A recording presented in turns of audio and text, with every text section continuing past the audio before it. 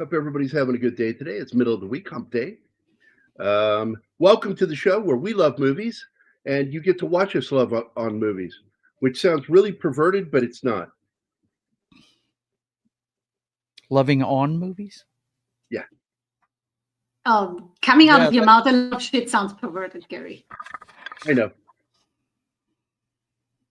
So I am going to talk with my friends here a bit about a little movie that came out in 2014.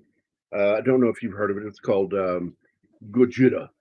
And I really liked the film. I understand why a lot of fans didn't react well to it, because I understand what they were complaining about. Because I think that Gareth Edwards didn't understand kaiju fans, and specifically fans of Godzilla. And so he wanted to make a movie that was kind of like Jaws, where you don't see much of the monster. But I'm like, well, that was out of necessity, not something intentional. They wanted to show the shark, but the shark didn't work. Shark is not working. Shark is not working. And so I think that this film would have benefited from a little more kaiju action.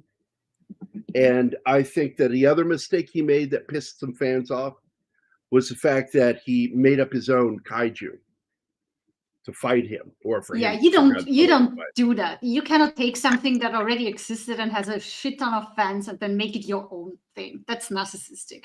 And that's it's a bit narcissistic to think that he could do better than decades of fucking Godzilla.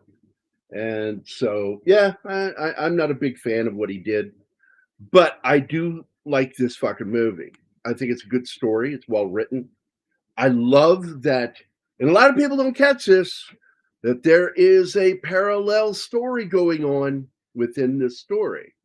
And it's the first thing I noticed is that Godzilla and the main protagonist of the film, Ford Brody, played by Aaron Taylor Johnson, are on the same character arc. They're identical paths. They are dealing with the same thing. Something has killed their families, and Godzilla is out to stop them, and so is Brody.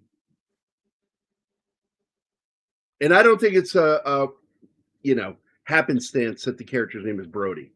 Because again, Gareth Edwards is a big Jaws fan. Hi, Martin. Everything working better? For now. I lost everything. Shoot. What's going on with your computer? It's become Tommy. It's the atomic age, period. Because we're in it. And anybody who tries to, do the humanitarian hatred towards what we did, I remind them that if the war had continued, if we allowed it, and it was going to, they were planning.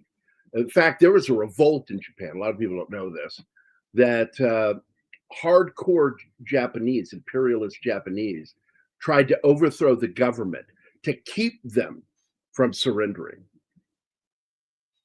True. Actually happened. They were quashed. The uprising was quashed. A lot of people were killed, and the treaty was signed. But that treaty wouldn't have happened because the Japanese were building up in the mountains of Japan and preparing for a lengthy fight for Japan if they had to fight to the last man. And that was the general attitude of imperialistic Japanese. And that, not the people, but the imperialist Japanese were like, we will fight to the last man. We will not surrender. And so we said, look, we're going to drop this bomb. We're going to show you what we can do. And didn't have the impact. They were like, okay, so you had one. Then we hit him with the second one and then told them we have more. And that is what got them to surrender. And it sucks.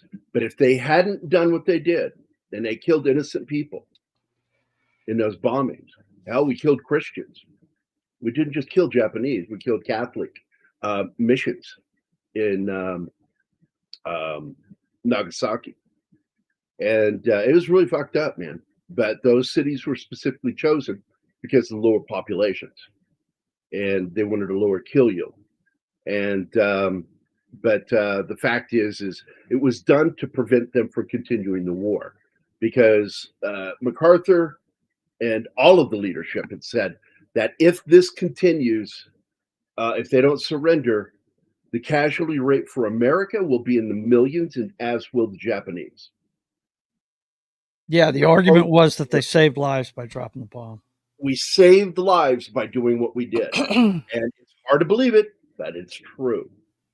And so I don't listen to people who get all pissy about that. I'm like, look, man, I hate it too. Dude, that was one of the biggest. I almost got up and walked out of the Eternals movie when the tech guy said, look what they did with what we gave them. I was like, you know what, dude? Yeah. The only reason why I didn't get up and leave is my wife is a huge Angelina Jolie fan, and she came to see that flick. You know, I didn't even want to go see it, but no, that absolutely made me almost get up and leave. I didn't. I refused to watch it. I've never seen the movie. I refused to watch it because I found out everything that was in it, all the political shit. Then you've heard about the scene I'm talking about. They're standing in the crater of Hiroshima and the leveled city, and he's sitting there whining at one of the other ones, going, "Look what they did." Can you imagine if Jack Kirby saw that movie? Right? He'd have flipped over in his grave. He would have flipped out when he saw that. If he was alive, well, he never endorsed it. He would have never endorsed that movie. He would never endorse that movie. No. He was all American man. He loved America. And when people go, dude, like Jack Kirby, you punch a Yahtzee, it's like, dude, he actually did. What you're doing is not the same. Don't even try to equate it. So, but I agree, Snorty. I agree. That's exactly what we're talking about. The DRMO was still selling Purple Hearts from World War II stockpile well into the 2000s. Several million had been ordered in 45 in anticipation of the longer war. Yep. And that's another historical fact. And of course, thank you, 11 Alpha, my good buddy. He's a really good guy when it comes to history. I love that. I don't love you, Alpha. I'm saying I love that you do that. I'm not gay, for God's sakes. I know, because you would be the person. We were talking about it before the show. But go ahead and brag, Das Wolf, and brag about how awesome you are with kaiju. Just a little bit. That's the man right there. If you guys go check out his channel, he's got all kinds of videos up about this particular kaiju. No doubt. He is a Godzilla purist, man. Yeah, he is. And I loved, and I consider myself a purist for the original Godzilla. I've owned all of the movies. Been a fan since I was a child. My favorite Godzilla was the very first Mecha Godzilla. I love that fucking movie. I went to see that at the Colonial Theater. And Colonial Theater in Fredericksburg used to be the Black Theater in town. And still a large number of the Black community would go there. But I felt comfortable there because like I lived in the Black community. I was like the only white guy for Black. So you were another person yelling at the screen then? Yeah. Dropped your gun. Guess that's your ass. Or he goes, that's your ass, I guess. That's the line, Eddie Murphy line. Fucking love Eddie Murphy. Okay. Yep. Personally, this iteration of Godzilla is my favorite. Not in this movie precisely, because you're beginning to know him. You're not seeing its personality yet. Yes, it has a personality. It comes out occasionally. Always. Like there's a couple of scenes where you see him, and I like when he makes eye contact with Ford Brody, because I just fucking love that scene. I'm serious, dude. Where you see the two heroes they both had the same hero's journey. They had they lost their family to these fucking things. Mm-hmm. Yeah. Both of them. They are the last of their fucking family. And they're both doing this.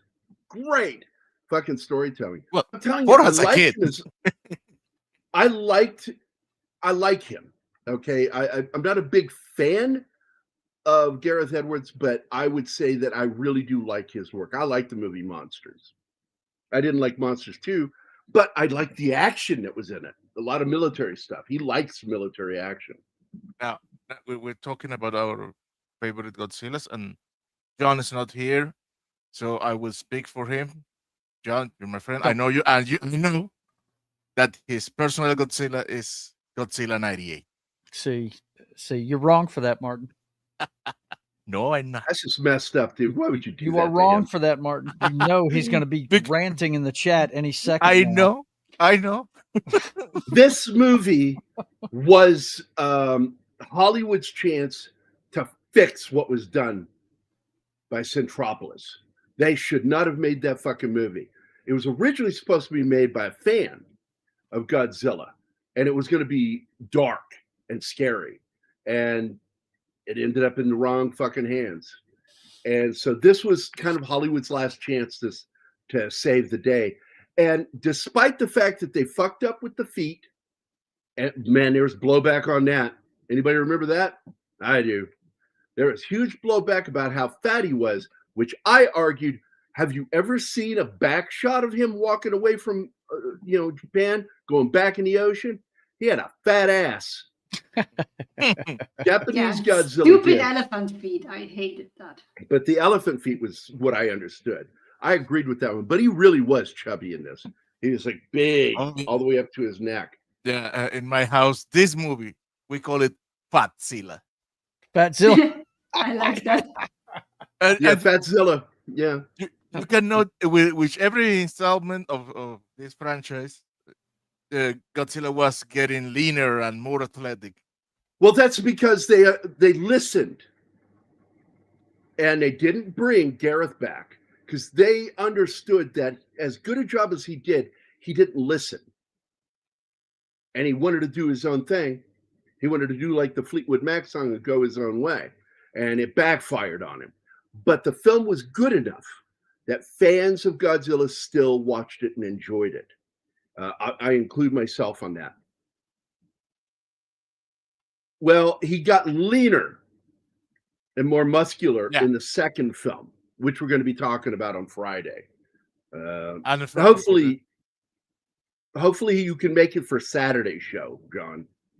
And when we finally arrived to New Kingdom, he is jacked. He's jacked.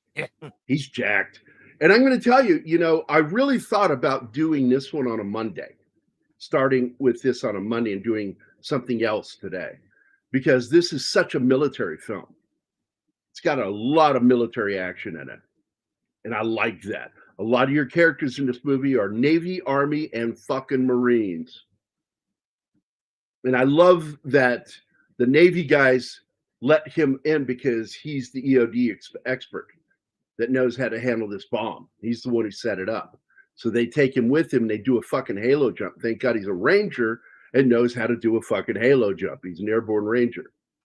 So it's fucking cool, dude. He almost hits Godzilla on the way down, and the team leader was concerned about them hitting skyscrapers. Yeah, because they were talking about it, getting killed by the skyscrapers, and he goes right next to Godzilla. Got front row seat looking at him. I love that. I fucking love that scene so much. I loved what was that movie called? Because they turned it into two films. And one was called crap. I've got it on my hard drive. We just go look for it. But the Japanese version is its own film. And then American International did their own cut of the film. They changed a lot of shit and took the adults out of the story for the most part and focused on the kids for the American International cut. But in the cartoon, he was called Godzuki. And I forget what he was called in the Japanese version. And I loved him. Oh I loved him. I loved how they pulled that off, too. John, please give it. Yeah, he's working. Yeah, he's working. If you guys ever watch the Beastie Boys music video Intergalactic, okay, Minja or Minya, depending on Minya. Because if you watch it in the American version, that's what they call him, Minya. So I missed it. Where was it at? If you guys ever watch the Beastie Boys music video, Intergalactic, I fucking love that video. It is pretty much a homage to the Japanese giant monsters. Amen, it is. I fucking love that song, that music video. That's good stuff. Penny is here. Hi, Penny. Slag grandson running me ragged. You got a hammer. Hammer Slag. Like that. Sander Hammer Slag. I know. I like it. I like the way she does that. Who else is here? I want to say hi to everybody. I see Tom Baker is here. I see my buddy Andy is here. And of course, Gambit is here. And then John. Am I missing anybody? I want to make sure I get everybody. Slasher Fred? Slasher Fred is here too. Good to see you, man. It is officially, Halloween season. Spooky season, as I like to call it. Spooky season. It's my favorite time of the year. I love Christmas. I enjoy Thanksgiving, but Halloween is my favorite holiday. Yeah. And 4th of July, too. I love 4th of July. My channel, the Wednesday shows I do after this one, from here on out, all the way through to Halloween, is all about that stuff. Well, they fuck up in one part, Alpha. They show them with the 2-key security system on one of the bombs, and they've got to prep it to detonate it, put the timer on. And they show both guys standing next to each other, turning the keys, and the keys are armed with the part, which is completely pointless. Like, why did you bother doing that? Because one person could do it. The idea is that one person can't do it, so they got to be far enough apart that it requires 2 people to turn the key. And so I thought that was dumb. That annoyed me. But past that, I enjoyed it. I love the military aspects of this. I love the fucking Marines dealing, like they're fucking on top of that building, and you've got this tsunami coming in, taking out, and then Godzilla goes walking by, and all of a sudden, you don't even know they're there. You just suddenly see Marines on the roof behind these people opening fire. And of course, none of it's affecting Godzilla. He's just like not even turning to notice it. But they keep doing it. They keep firing at all the monsters. Well, yeah, they're trying to do that. They're just wasting ammo. And of course, at the end of it, they would probably empty their mags, do a full mag dump, do another fire, and then they would report, their sit rep is, we opened fire, he's moved out of range. Our weapons fire has no effect, 0 effect. Well, and then it would just be from that point, no small arms fire. They do not affect the thing. At some point, and I think at the end, they use the weapon just to attract the attention of the creatures. To the, for example, when the female Muto is going to kill Ford, if no, Ford wasn't killed on the boat. Yeah, it becomes really personal with the Muto, because he gets right up in his face, but looks right at him. Is going to destroy the boat when they have the bomb before it left the harbor. Soldiers shoot at it, so the monster get mad and abandon the boat. They use the weapons not at this point not to try to hurt it, but to call for its attention. Distraction is what you're talking about. So that's true. And also, Gambit, I want to point out that one of the cool scenes, I fucking love that bridge scene. I swear to God. Everything that happens with Godzilla with that bridge is really humans' fault, because he doesn't try to do damage to the bridge. He stops at the bridge, and then they fucking fuck with him, and he stumbles, and he falls into the fucking bridge, and it's because of what they're doing. So it's human intervention that leads to a lot of his damage. Yes, because he takes his time to evaluate how to better move without breaking things. He doesn't want to hurt. He's aware of humans now, and he's trying to avoid hurting them.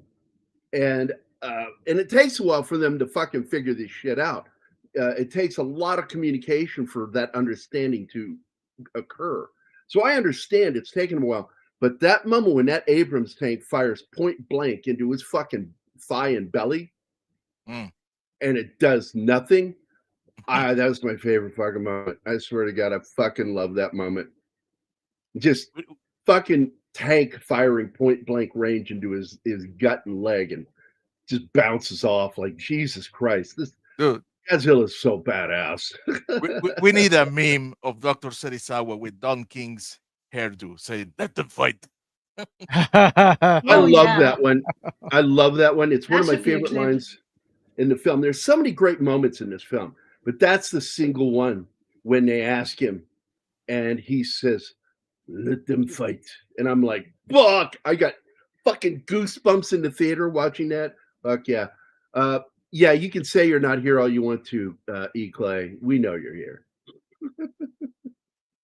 Now, something about Serizawa, it bothers me when they are discussing the lure with the warhead and making it explode to take them out with the explosion. Serizawa, his argument is only that Godzilla is a natural response to this situation, which is right. But he fails to tell them they thrive on radiation. A bomb is gonna make them stronger. They consume it. Yeah, exactly. So we meet Monarch right here in the very beginning of the film. And I love that they did that. I love the real footage mixed with new film footage it's aged. It's made to look like it was shot at the time of the people sitting around waiting for this blast in the Bikini Islands to go off. And then they have Godzilla there. And I'm like, there it is. There's Godzilla's spine in the ocean. I love this opening, man. I love this fucking movie. I love the Monsterverse. I do. Not as much as I love the, Godzilla. I grew up on the Showa era, stuff, but I do. I love Godzilla. And my personal favorite Godzilla film after Mechagodzilla was the Smog Monster. I love that fucking movie. It's so weird. When you mentioned Mechagodzilla earlier, I just remember going to see Ready Player One the first time. Whenever they used the Mechagodzilla robot in that movie, I was like, yeah, Yeah, I've never seen the movie. I refuse to watch it. Oh, okay. Well, I know it's not. It was. Guess fun. I've seen a lot of movies you haven't. Then not out of hatred. It's just I looked at it and went, I don't think this looks interesting to me. So I never watched it. But it was like the secret weapon he used in the big battle at the end of it was the Mechagodzilla. It was cool. So Mechagodzilla is so fucking badass, and I loved it when they brought Mechagodzilla, and I predicted it. I said that's Mechagodzilla. Yeah, don't let them lie to you. That's and it was Mechagodzilla in the film. I love this scene a lot, and Anima didn't catch it. That as they're in that cave, as they go into that cave, when they come out to show the hole that this Muto made on coming out in the trench it left going to the beach, there is a clear fucking image on that shot. And I couldn't even see it after you showed me that. It is so far-fetched. It's not far-fetched. It is. It's not far-fetched. I'm good at spotting shapes, and not even after you showed me the screenshot where you drew over it. You went back to the movie, and I still couldn't see it. Say what? So for me, it is far-fetched. What? What do you mean, what? I wasn't here. We'll get to it, Martin. Well, that'll teach you. All right. That'll teach you not to pay attention. Cooking. I'm sitting right here with them, and I don't even know. I'm trying to find the image for you, so I'll show it to you. Well, we're talking about the beaver. So when you come to the hole scene where it comes out, where they see the hole, the cave, where it made a hole to escape the Muto, and when they cut to the exterior shot, that is there. There is that is in the shape of a skull. No, man, that stretching it. Right? Remove the red lines and it's just not there anymore. It fucking is there. Okay, whatever. He's gonna fight fucking heathens. I swear to God. Fucking heathens. You guys can't see visual motifs done for you, for your sake, to show you that this is death. Like I said, I'm usually good at spotting them. It's a visual war. Failed me. And I'm it didn't fail you. It did. Yeah, you can You fucking annoy me when you guys do that because I've got a better eye for stuff like that because of what I do for a living.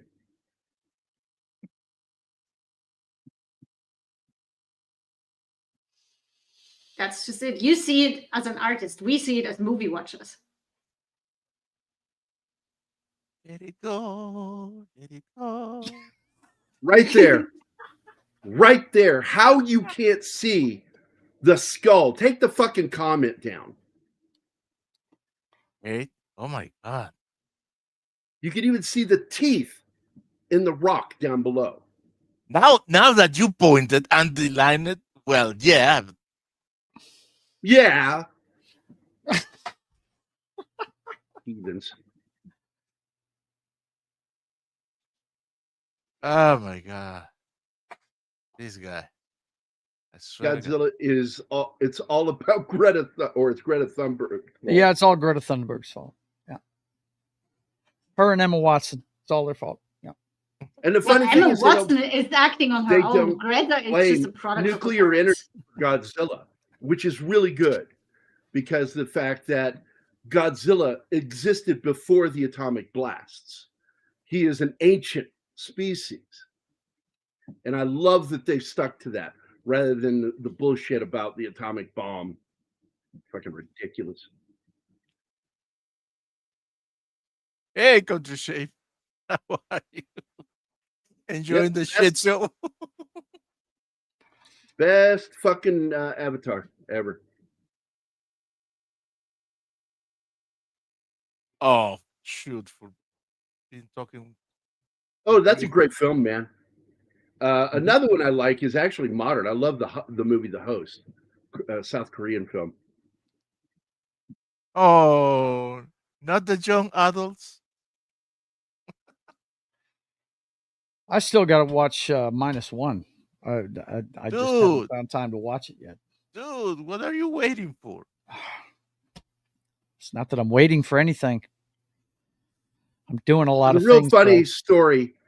If you saw our thumbnail, I make a joke on behalf of Kim Jong Un or Kim Jong Il, Jong Il, and he made his own kaiju film in 1985, technically 84, and it's called Pulgasari.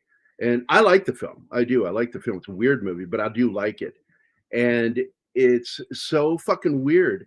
And what he did is he kidnapped a director, South Korean director, and a South Korean actress, the director's wife, kept them separated,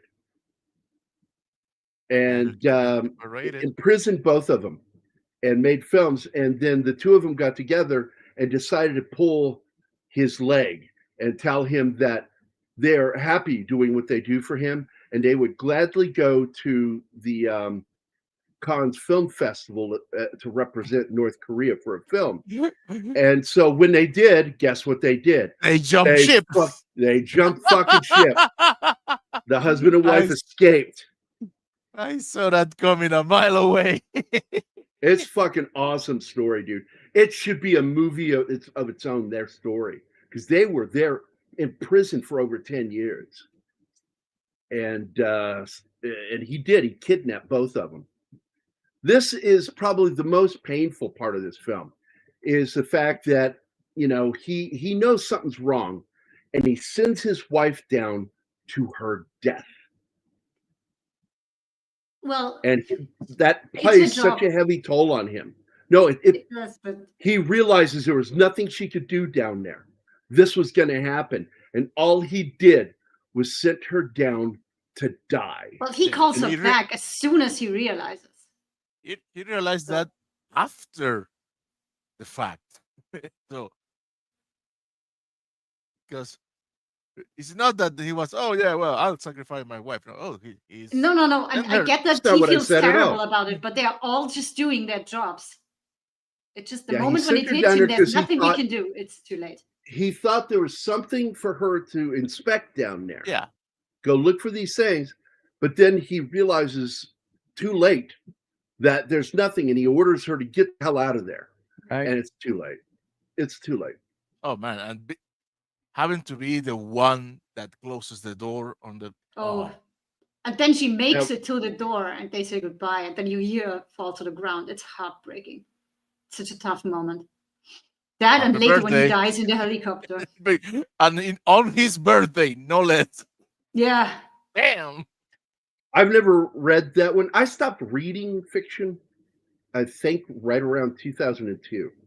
And I just don't read fiction anymore. I only read history books and biographies.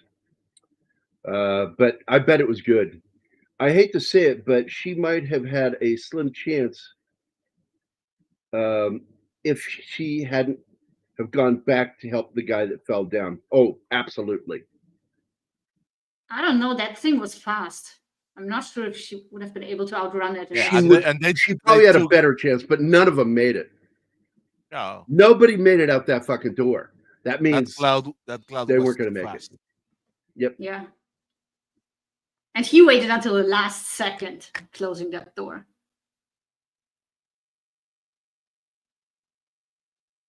And he watches her through the fucking glass and slowly, and that fucking safety door closes. So it's already, he closed the main door, but then that secondary blast door closes like a curtain. Oh, I fucking got so emotional watching that scene. 2 scenes in this movie that fucking break me down. That and the one in the helicopter, right? There are 3 scenes. There are 3 scenes in the film. The dad dying, the mom dying, and then him on that boat at the end when he collapses. Yeah. And then you see him fall, and as he falls, Godzilla falls exactly the same way. And people don't understand at that point. That's the director going, their story was the same story. Godzilla and Ford Brody. Or Brody Ford. Brody Ford. No, Ford Brody. No, Ford Brody. You got 2 last names, for Christ's sake. So you've got this, 2 characters that have traveled the same hero's journey. This scene right here. Yeah.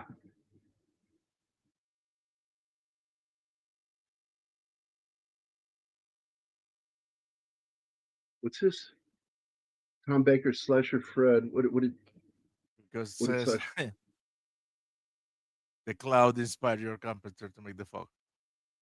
Oh no, or maybe the futility of the discovery. Last one he mentioned before that was the crawling eye. By the way, they show butterflies. There are several shots of butterflies in this scene, and you see what do you call them? Origami, beaked winged animals there in the background, right there in that shot. These are all intentional nods to the kaiju that we will see coming from the next films. You got Rodan, and then they show the butterfly, obviously Mothra, and they even cut to the scene where he looks out the window, and you see things in the window right there that look like kaiju. Again, done intentionally. So he threw in some nice little nods to Toho. Hey, Meph, how you doing, buddy? Can you join us? And I love the acting on this kid, man. He gets so emotional when we cut to him at grown up now.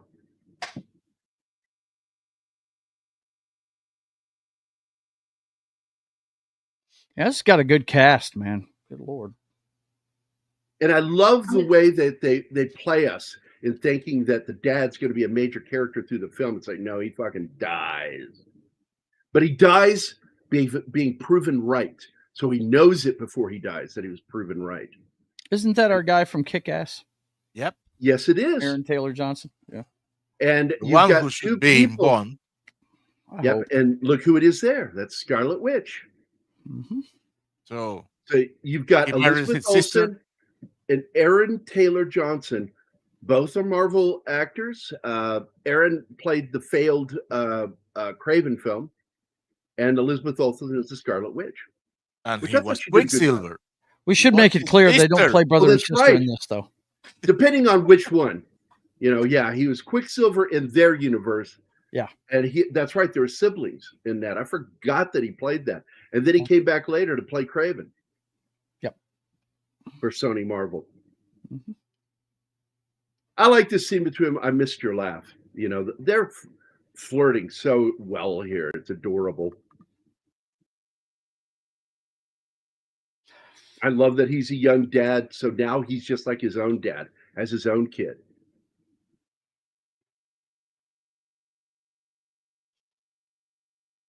You don't like Godzilla movies? Okay. Oh, you like -1? It's hard not to like that movie.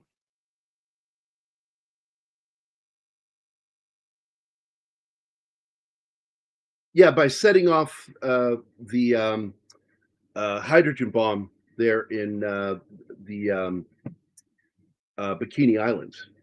Yep. But Godzilla went dormant again and remained dormant until the Mutos. And he woke up to kill them because they are parasites to his species.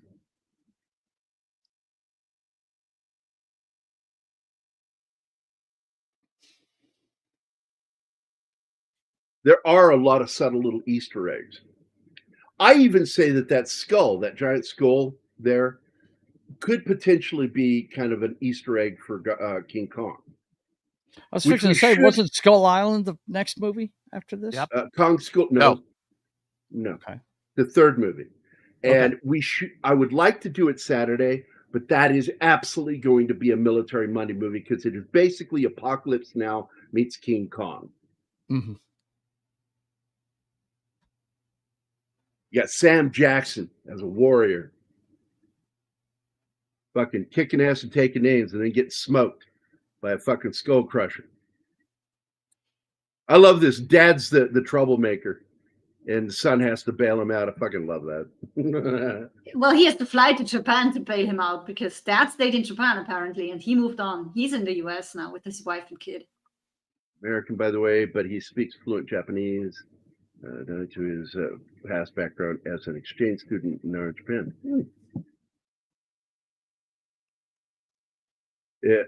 I understand that Ken Watanabe was actually originally Inuit, and he learned to look more Japanese and learned to speak Japanese. Inuit. Watanabe.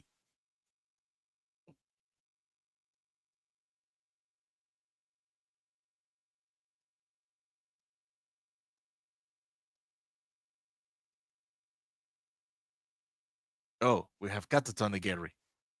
No, we have Gary not talking until what I said sank in.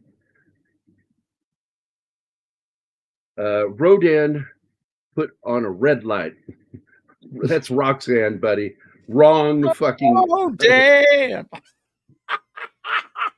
Fucking Roxanne, dumbass. I was a little confused. Put on your red light. Not for me. I got that fucking joke right off. I'm like, funny. Rodan, Roxanne. Got it. I got it.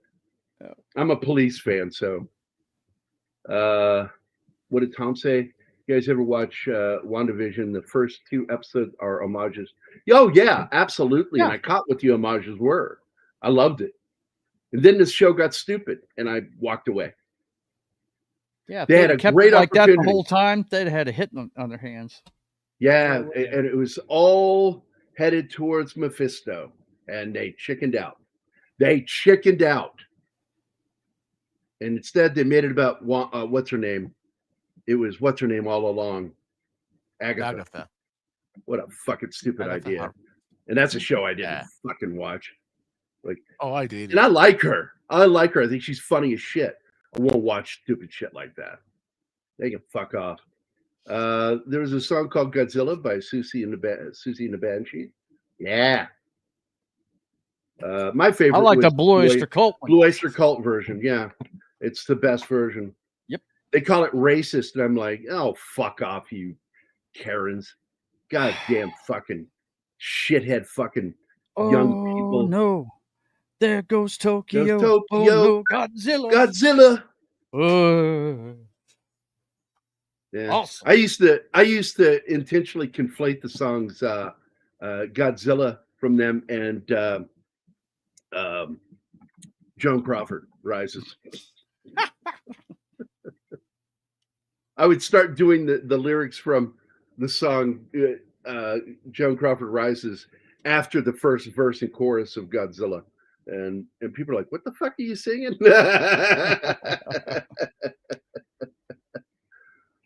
Because she was kind of the Godzilla of America at the time with those fucking padded shoulders. History shows again and again how nature points out the folly of man. Yep. And that's kind of a line delivered in this film by Ken Watanabe when he says the line, that man thinks that they can control nature. And then the camera pulls in tight and he says, let them fight. And I'm like, fuck, that's a great scene. He is so good. And I'm so sad they killed his character. I wanted that character to go on and on. He was such a cool character.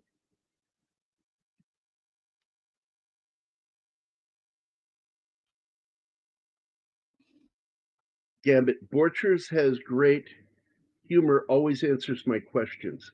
I don't know who Borchers is. Who's that? Mm.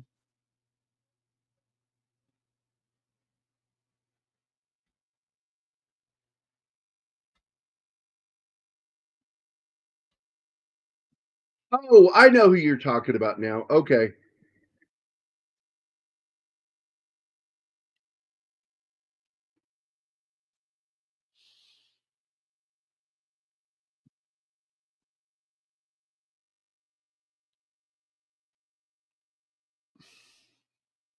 Anybody want to talk? Walter White being in this movie kind of throws me off, though. I keep expecting it threw a lot of people off. I keep expecting him to look at Godzilla and go, "Say my name." Yeah, and because of Breaking Bad, people shouldn't be thrown off by it because he plays such a dark character, and he played Malcolm's dad. Mm-hmm. So clearly he's versatile. Yeah. And I liked him in this role. I liked that he was a little funny in the beginning in a loving way to his wife because he forgot it was his fucking birthday. And that's so funny with the two of them in the car. And I have always loved her as an actor, Juliette Binoche. Kind of had a crush on her too. She's. I'll be back, guys. Fine, be that way. We didn't want to hang out with you anyway, Martin. Yeah, she's in this one film that I really like, and I've been wanting to get Anima to watch with me, but trying to find time for this movie while we're always doing homework for stuff. Yeah, always makes me kind of sad. And she was in this romantic comedy back in about, I think, 2007 with what's his name, Steve Carell. And I'm trying to remember the name of the film. Oh, Dan in Real Life. Dan in Real Life. And it is a great film about a single dad who goes to a family reunion thing at a cabin where they always get together for this thing. And his brother, played by shithead Dane Cook, says he's in love. He met this woman and she's going to be coming to this thing. And so everybody's kind of excited. And then Dan, played by Steve Carell, goes into town and meets this woman at a bookstore, and they clearly kind of fall in instant love with each other. And guess who she is? The brother's girlfriend. Oh no. Oh no. And it causes all kinds of problems because she's fallen in love with him too. And it's so fucking funny, and it's sad, and it leads to some really emotional moments, but it is a comedy, and I enjoy the shit out of it. I really do. It's a good film. Dan in Real Life with Steve Carell. As a single dad at the time, I really appreciated the film, but it really annoys me that the only way Hollywood seems to want to show single dads is because the wife died. It's like men can't be picked as the sole provider for a child in the world of Hollywood. Yeah. It's always just men walking out on a family, never a woman. That sucks. And I say that as a woman because I know there's shit females out there who do that. My dad kidnapped me, but he kidnapped me to save me. from a fucked up situation with my mom. So anyway, I do this scene where he goes back to the incident and he takes his mask off and he goes, "See, I'm not dead. The air is good." Well, he has this device and he reads the radiation and it's just not there anymore because it's been eaten out basically. So he's not stupid. There you go. Ariel said something to you, Anima. Men suck because men are the worst. Yeah, I don't like when in family situations it's always the man fucking up and never the woman.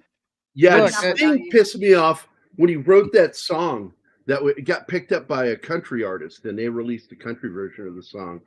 I'm so happy I Can't Stop Crying by Sting.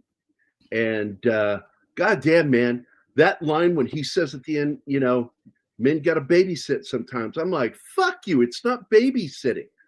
It's parenting, you cocksucker. That's the way it's portrayed in the movies all the time, though. I mean, I'm sitting here trying to think. Buttons, guys. I'm trying to think. I mean, I'm thinking of Tom Cruise's War of the Worlds. They're always chastising their own dad.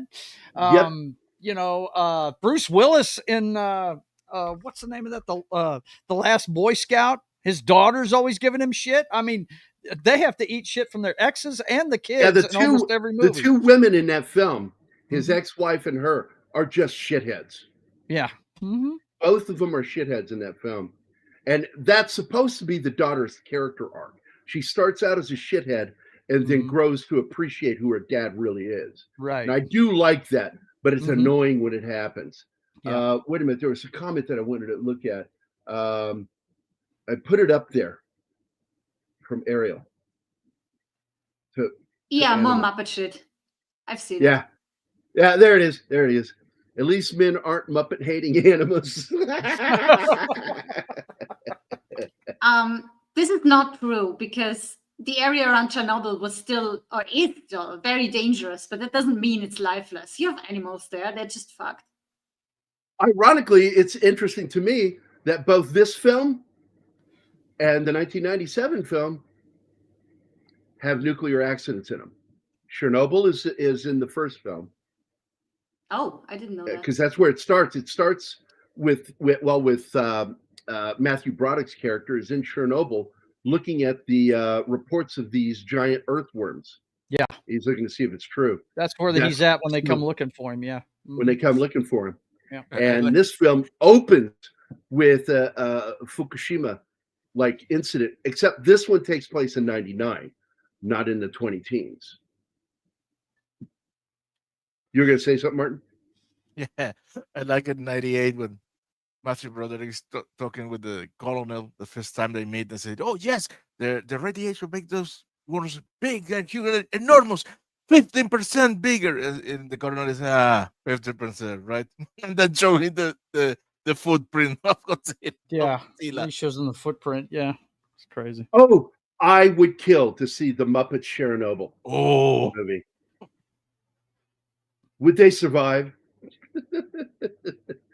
And you could show their skin coming off and it wouldn't be gross because it's just Muppet skin. It's not real. It's fabric. This was two old men up in the balcony. Lester is one of them. I can't remember the guy's name. Yeah, the two hecklers. Yes. Isn't there a deer or an animal that's actually come back from close to extinction because humans... Yeah, because, that'll happen. When you hunt something to the point of extinction and then abandon that area, they'll come back. But my concern is that there may be mutations with it that could be dangerous to its health. I don't worry about mutations that turn them into monsters. I worry about mutations that cause them to die from horrible fucking organ and skin diseases. Yeah, Waldorf and Statler. There you go, Joe. There it is, Waldorf and Statler. That's them. I thought so. Lester was one of them. Yeah, Waldorf and Statler are awesome. I want to see them in kaiju. Chernobyl. Right there. That's the kaiju animal. Animal. Drumstick. Animal. Dude, the funniest thing I ever saw with Animal, they were screaming and yelling at a bowling alley. They're like, "What is going on? Animal's bowling overhand," and he's throwing fucking bowling balls down the alley. It's so damn funny, man. Holy shit! Man, I hated Tremors. I hated that movie. He hates that movie too. I love Tremors. Tremors. I love the first. Somebody must have liked it. How many sequels did they make to that damn movie? I like 2 of them. 7. Oh, I like 2 of them. 1 and 2. That's it. Kevin Bacon and the guy that was in Remo Williams is in that too, isn't he? Yeah, I'd like some Fred Ward with a side of bacon. Yeah, there you go. Fred Ward. That's it. I couldn't remember his name. Yeah, I love that guy. I miss him. God damn, we lost him. I do too. Great actor, man. Great actor. He plays in another film we'll do on Military Monday at some point is Remo Williams. Remo Williams is awesome. Didn't we do it already? No. Not that I'm aware of. But I got to tell you, if you've ever read any of the Destroyer books, it is candy-ass version of Destroyer. It really is. It's a PG rated. It's a PG rated version of it. Of an R-rated book. Of a seriously R-rated book, yeah. Yeah, there are moments that should have been, in the book, if it were a movie, NC-17. Oh, for sure. Yeah. My favorite ones were. I like this guy on the left here that plays one of the Navy SEAL commanders. Is really cool. I like that guy as an actor. Black dude. I forget his fucking name. Let me go find it. Not to dive too far off, but when are we doing Dark Wolf? You finished that now, I'm sure. Fuck yeah. Martin has to finish it. Oh, okay. Martin, hurry up. It's a great show. He only watches one show a week. It's a rule of his, so we gotta wait. We binged that one. Less than that. Believe me. I'm happy with that arrangement of my time. Yeah, I don't want to say he's slow, but it takes him 4 hours to watch 60 minutes. How long does it take us to get through a 2-hour movie? 4 hours? Only because I stopped to explain shit to you. Yeah, I know. So don't blame it on the movie. Let's not start a movie because we're going to take it to 2. We watch the movie and then we talk about it afterwards. I don't stop the movie. No, I'm being lectured as we watch it, and I like it. That's why I don't like doing the show prep on my own, because I learn so much just watching it with Gary. Or we learn. Yeah, because I will always stop and explain shit to her, and oh my god, I cannot find this actor. Where the fuck is he? Dude, I need that slide right there to hang on my wall. That is badass. Saratoga? Yes. I will send it to you. Oh, dude, that is so nice. Oh, love aircraft carriers, man. Appraisal of the movie. The movie sucks because they killed Cranston. Wow. Oh yeah. He couldn't just holler, "I am Heisenberg," and just get away with it, man. He couldn't. No. No, Godzilla. I am the danger. Yeah, right. I am the danger. Friggin', Godzilla. You would think he'd just have to look at Godzilla and say my name, and he'd get scared of him and run away, right? I think one of the most emotional moments is when he fucking explains who he is to his wife. Because as pretty as she was a fucking idiot on the show. Oh, you're talking about Breaking Bad now. Yeah. Yeah, Breaking Bad. Mm-hmm. I am the danger. Yep. So my first experience with watching him on Malcolm in the Middle was in the pilot. And I fucking lost my mind when he's standing on the newspapers at the breakfast table naked while his wife shaves him with the razor, his electric razor, shaving all his body hair off. And the kids are like 2 feet away eating their breakfast. It's like, what the fuck am I watching?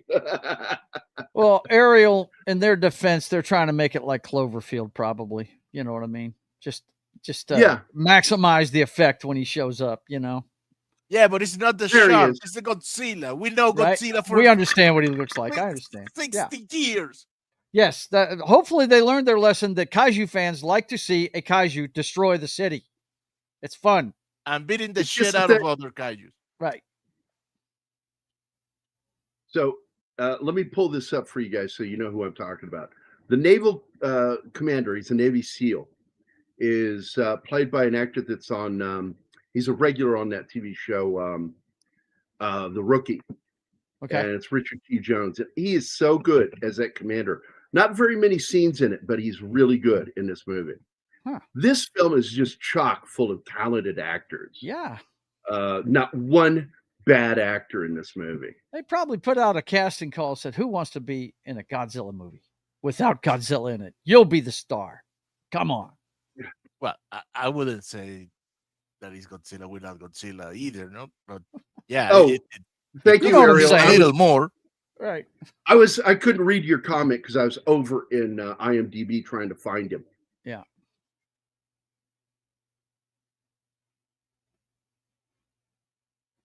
Good actor. He's good in this movie. And I like it when they ask him, "Who do you need?" And he turns and he points at the son and his injured dad. I need them. Well, first he points at the Japanese scientist. It's him, and then he turns and says, "And these two." Yep.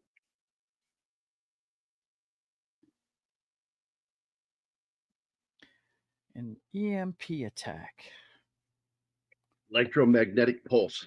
Electromagnetic That pulse. shit is that thing we found out about during the first nuclear tests. Yes. And they these things when he does a stomp with his arm into the ground triggers an EMP. Wow. And that's what leads to that one situation where the planes start crashing. That was caused by that Mudo. Yeah, whoever came up with that Mudo was either on a bad drug trip or having a nightmare. Slasher Fred, that's How a great do you invent analogy. something like that? That is a great analogy. I want to point this out, that Cloverfield was a direct response to Godzilla because dickhead J.J. Abrams and his fucking worthless writer son went to Japan and they had seen a Godzilla film while they were there. And he kept thinking to himself, I would like to make an American Godzilla film. And so it's all ours. It just, not somebody else's monster movie, but our own. And that's what gave birth to Cloverfield. And it is a found footage film. Mm-hmm. Yep. Oh, right. Richard T. Jones was in Event Horizon. That is where I remember him from. Oh, okay.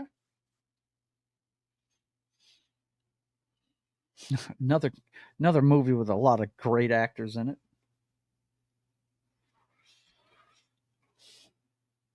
But look, do you think they've made a kaiju movie with this many really talented actors in it? I don't think so. This is probably the most talented actors you've ever seen in a kaiju movie ever. Countryside Media said, surprised they never tried defeating Godzilla by feeding him uranium laced with coke. It's called with Aegon, the atomic dragon. God. Cocaine Godzilla. No, cocaine kaiju. Cocaine kaiju. Yes. That sounds like a bad idea. I mean, Peter Jackson's King Kong movie didn't even have this much talent in it, I don't think. Gary? I'm sorry, I was reading. Something. Yeah, he's reading. I was reading the comments. That's what I'm doing. Yeah, it's cool. No, I'm reading what's being said by our audience. These people were theatrical actors of their prime. Yeah, I agree. So what was that, Joe? I was saying, as far as American acting talent, I think this is, as far as a kaiju movie goes, this is probably the one with the most they've ever had. Yeah, you just don't see this kind of level of actors. No. In a movie. Mm-hmm. The only thing good about the 97 film was Jean Reno.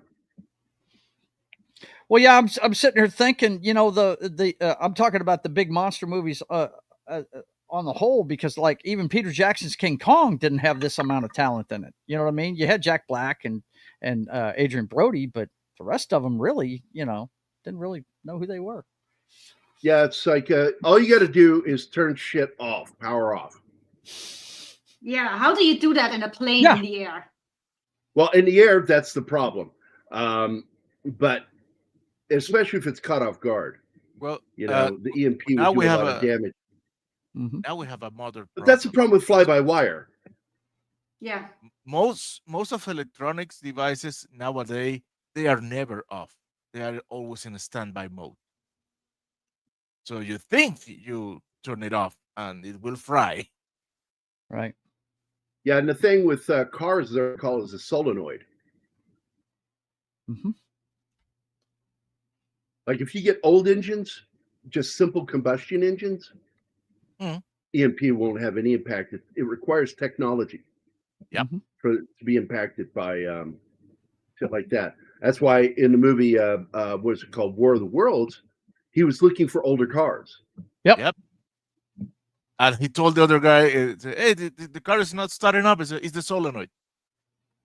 Before seeing all the shit and looking for a car, he said, "Try the solenoid," and that's the solution. Okay, I hate the feet. I wish somebody would go back and fix Godzilla's feet, but I love the airport scene. Mm-hmm.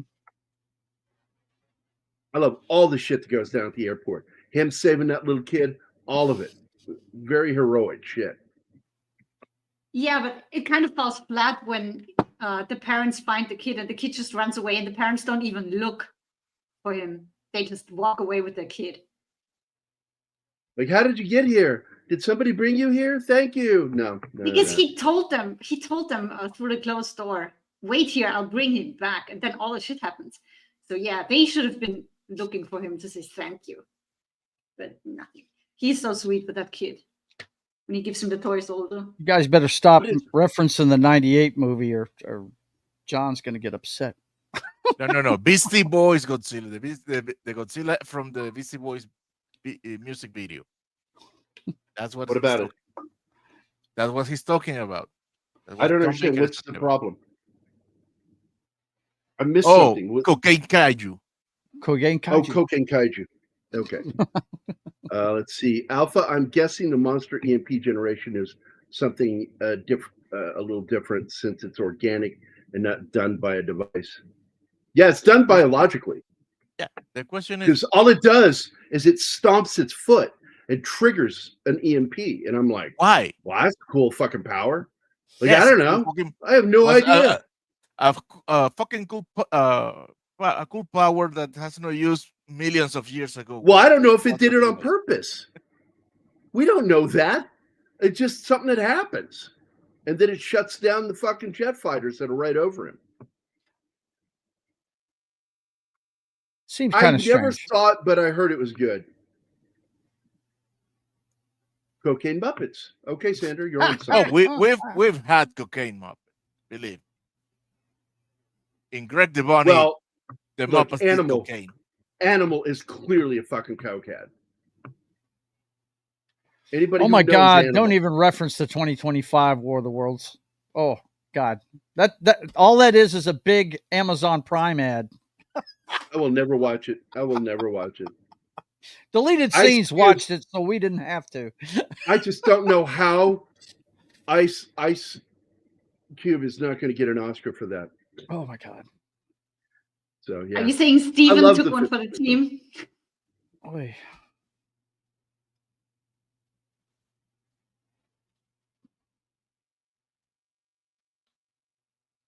Yeah, it was it makes no sense. It's just a movie device. That's it. Well, that's the problem with it, because when you think about it, Ariel, it's like it understands how technology works. I just that's just that was one of the things. That one, now that I think about it, that makes no sense. Also, again, another nitpick I have is it shows them having to turn the keys to set up the timer on this fucking thing, and I'm like, the two keys are designed that way so one person can't do them, and yet the two keys are exactly a human's width apart. Well, yeah, that kind of defeats the purpose, doesn't it? Then why have two keys?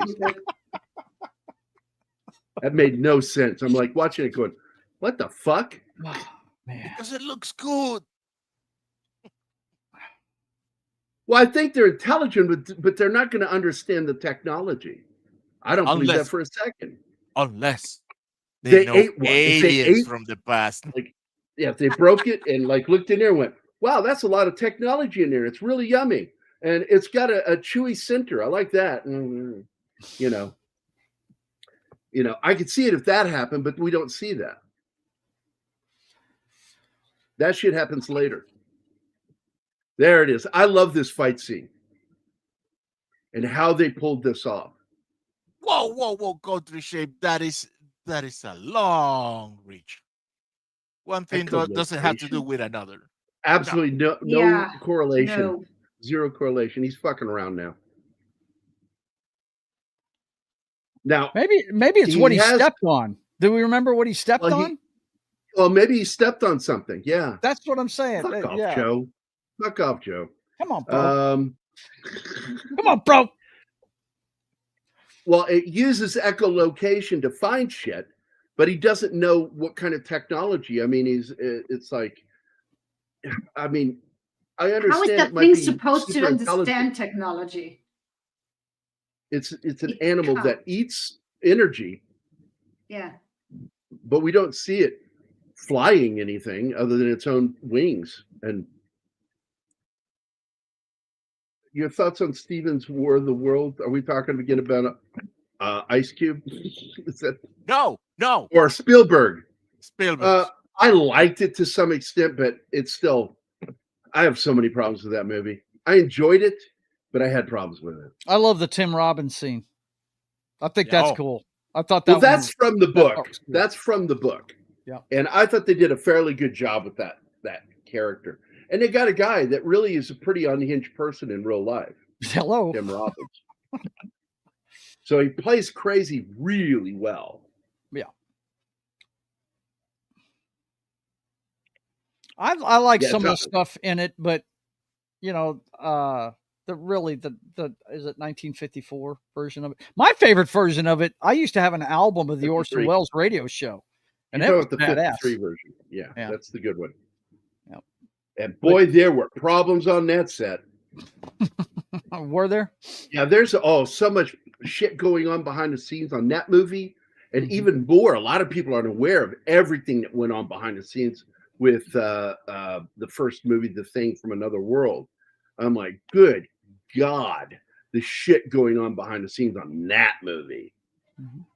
I mean, my favorite moment about that film was when, because Nyby was supposed to be directing, and then he gets shit canned, and the executive producer comes in to direct, who is a Western. He makes Westerns and comedies, and he walks in and he takes the script and he flips to the middle of the script, tears the back of the book off and throws it in the trash, and he goes, "This is what we're shooting." Wow. And that was it. Wow. Well, you didn't. It's funny you said that he did Westerns. There weren't a lot of science fiction guys back then. Well, Young Winchester Films. Yeah. But yeah. He also did the movie The Front Page. Oh yeah. And well, we did it when he did it though. He called it fuck, what was it called? His Girl Friday was his version of The Front Page. Have you ever listened to the Orson Welles radio show? Yeah. Yeah. I used to have an LP of it as a kid. I loved it. I thought it was fantastic. I also have listened to the rock musical version with Burton. The cover art on that was awesome, dude. Howard Hawks is his name. Howard Hawks. Yes. Secretly directed the film. And he brought in Christian Nyby. I think the Testament didn't like him because they did not get along. And he fired him and shot the rest of the film himself. Oh, this scene when they walk out there, you got an Elvis song playing and they go into that fucking penthouse apartment and there's fucking a hole in the wall looking out over the city. Yeah, the wall is just gone. All the buildings are destroyed. No, Ariel. Godzilla blasts his atomic breath inside the throat of the Muto. Yeah, it's the best moment of the fucking movie as far as action. When he grabs that thing, fucking opens its mouth, pulls it down, and just leans in like, I'm going to make out with you with my breath. And fucking killed the shit out of it, man. Yeah. Killed the Is it breath or puke, though? It could be both. It's breath. It's his atomic breath. Yeah. one thing for sure, Ice Cube has gone from being the badass rapper of NWA to a laid-back, unresponsive Professor Ash shelf of his former self. Yeah, I'm not going to argue with him. I think he's a bit of a twat. Ice-T's the same way. I don't fucking respect either of those guys anymore. Not that I ever really respected Ice-T. I thought he was a fucking cocksucker. But he was a good actor, at least. I thought he was actually a good actor. Wasn't he on Law and Order for a while? Yeah. I enjoyed him on there. Him and Last Belzer. time I saw him, he was doing that friggin' whatever that commercial is for the supplement to your car insurance. He did that stuff in your car. I'm like, oh God, man, don't. You're killing me here. But I liked, because you've got two people who in real life I despise. I despise Ice-T, and I despise the actor that played Belzer, that played Munch. They were partners, yeah. Mm-hmm. Belzer was a fucking prick in real life. I was happy when he got laid out by that wrestler. I was happy. He got what he fucking deserved, being a smartass with him. Fucking knocked his ass out, dropped him to the floor, and he had to get stitches. But the character he played on that show was great. Munch was awesome. Yeah. He was a fucking conspiracy theorist, nut job, Ice-T used to live in my building. I rode the elevator with him several times, and that's it. There's got to be more to the story out there. What's the verdict, buddy? Tell us, Alpha. What's the verdict on? You can't leave that hanging Chad out there and not follow up. Oh, he can. Come on, man. Come on. Did you tell him you were a cop?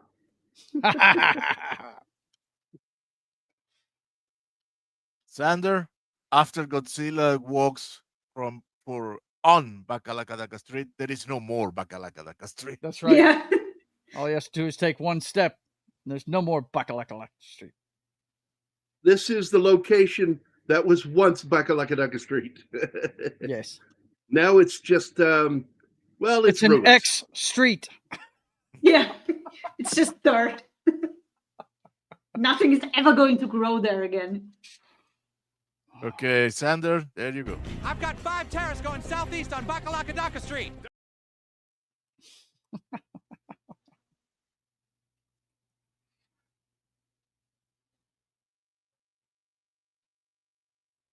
Not that. Well, one thing for sure, it's not from South Park. It's not a snatch nuke, which they simply call a snook. Because Hillary Clinton has one in her vagina. Yeah. Jesus Christ. You're not even trying. Gotta make it weird, don't you, Gear? What are you talking about? I'm doing a reference to something. Oh. Yeah, to something I didn't weird. write that show.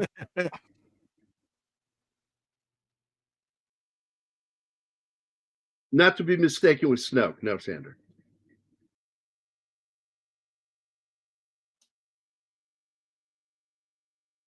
I like how she says that to him. Just be safe. And he says, say yeah, because safe. I'm going to try to kill those things. Yeah, there is no really safe in that. High likelihood I'm going to die doing this. Yeah. He is a soldier going to war. Yeah. But she doesn't know. She Which thinks reminds me again, back. My nephew, Eric Fox, okay, he graduated from Fort Leonard Wood as an EOD specialist. And my sister Susan had no idea. And she calls me in a panic, going, I didn't know what he did. Now I know what he did. He works with explosives. He's gonna get killed over there. I went, oh, sis, come on, calm down. I said, what he does is a very safe job. Very safe what they do. They know what they're doing. They're trained to deal with these things. Besides that, there's a million other things from the military that'll kill him way before his own job will kill him. Yeah. My sister Susan's nothing like having. Why would you say that? That doesn't help me. What do you mean? I'm like, well, there's a lot of ways to die as a soldier. You can drive under an antenna, drive under cable wires and shit with your antenna up and fucking be electrocuted in your vehicle. Just all kinds of shit kill you in the military. Yeah. I did that just to fuck with her because I think that's such a whiny fucking thing to do, to call me, worrying about. Look, he chose this. He chose it. This is what he wanted. Let she's his him mother. do. She has every right to be worried. No, grandmother. Mothers are still going to worry, dude. I got grandmother. She my raised mother him. called all over friggin' Fort McClellan, Alabama, to find out if I was there during the friggin' Grenada operation, and I was in basic training, man. Mothers are going to worry, dude. You can't stop a mother from worrying. That's nature. Oh, look, my mother could care less. She didn't worry at all. My brother, Steve, the Vietnam vet, worried constantly. And I remember they called me one weekend. They're like, because they had heard my unit got alerted and then activated. Mm-hmm. And we were really staging to fucking be deployed. And then the war ended. And we didn't get deployed. Mm-hmm. And some of our people did. My XO, Lieutenant Bose, she went. 2 of our tech sergeants went, and not tech sergeant. What do you call them? Staff sergeants went, and that was it. Everybody else from my unit stayed here. But my brother and my mom called, check, see how I was doing. Like, how's the weather there? And I'm like, I'm in fucking Seattle. What are you talking about? We didn't get deployed. He goes, oh, we thought you got deployed. I'm like, no. Why would I answer my home phone if I was deployed? My family's not the smartest fucking people. Yeah, mom called all over, and I was in the med ward. I had an upper respiratory infection. They brought me the phone to talk to her. I was like, yeah, Mom, they don't deploy people in basic training. Don't worry, I'm right here. I'm not going anywhere. Not for a while. Oh, that was funny. But yeah, you can't stop a mom from worrying, dude. They're going to worry. Nothing you can do about that one. Man. When David, who was an MP, Foxy's son, got deployed to Iraq during the war, 2 things that happened. One, she had quit smoking 2 years before she started smoking again. Number 2 was she had to have a virgin paper every morning with her coffee. And if you fucked with her paper, you're going to get her wrath because she's a demon before she gets coffee anyway. Right? She stopped getting the paper because she didn't want to know what was going on over there. You know? Yeah. I understand that. Yeah. Yep.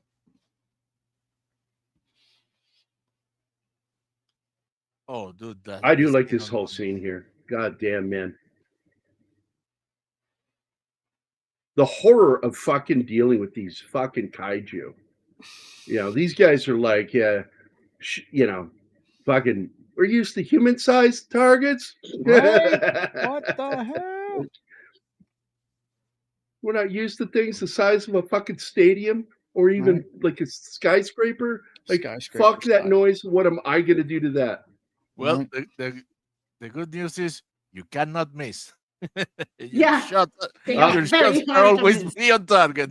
Even the worst shot can hit them. Hey, Nads. Hello. Hi, Ned. So, all right, just so to make this clear. Oh, it won't let me share that. Oh, you fucking assholes. I got to open it up in this browser. I really fucking hate StreamYard. I really fucking do. Hate is a strong word, Gary. Hate is a strong Not for StreamYard, no. Not as strong as, like, I could say that I loathe them. Yeah. Despise them. And, but hate is really as strong as I want to go. There's a few things I miss about it, but not much. Actually, about the only thing I miss about it is the fact that when you start a video, it just cuts everything else off and just starts the video. Doesn't work like that in the one I'm using now. You have to physically stop a video and then restart another one. It makes it very clunky. Hello, Eli. Yep. So here you go. Hi, Eli. Okay, this is my nephew Eric's mother. He's my great nephew, and that's my niece Lori Trujillo, and she is the mother of Eric. And but Eric ended up growing up kind of away from her for a while she was going through her ugly divorce, and so ended up my sister, who is grandma, is the one who ended up raising her. And this is my sister, Susan, the one that I panicked by or her feet, telling her anyway. all that shit. There she No, is. That's my sister. And that's my brother-in-law, Jose. And Megan, my sweet niece. I love that girl. She's the one, she said it one day when she was little. When she was playing with my son, Sean, who was just a gorgeous little ginger. She goes, Uncle Gary, you make pretty babies. I went, yeah, I do. All my kids are beautiful. It's true. I don't know what happened. I had nothing to do with it.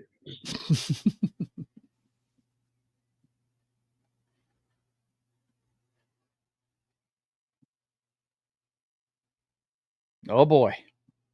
Getting ready. Great poses, too. I love a lot of the shots of soldiers in this. Very heroic photography in this film with the soldiers. I love that he does that.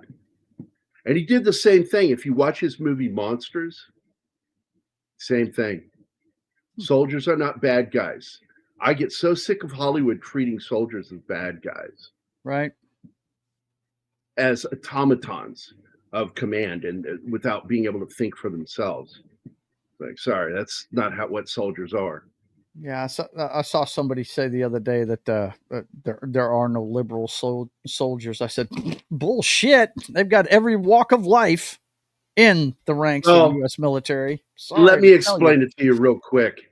You are more likely to find an atheist in infantry than a liberal. Yep. You'll find liberals in different MOSs, typically not infantry. Infantry is made up of the most fucking red-blooded soldier Americans you will fucking find. Yeah. A lot of these guys are fucking football hunters, big-time rednecks, shit like that, you know? So you're likely not to see a liberal. I mean, they are there, don't get me wrong, but they usually keep their fucking yap shut.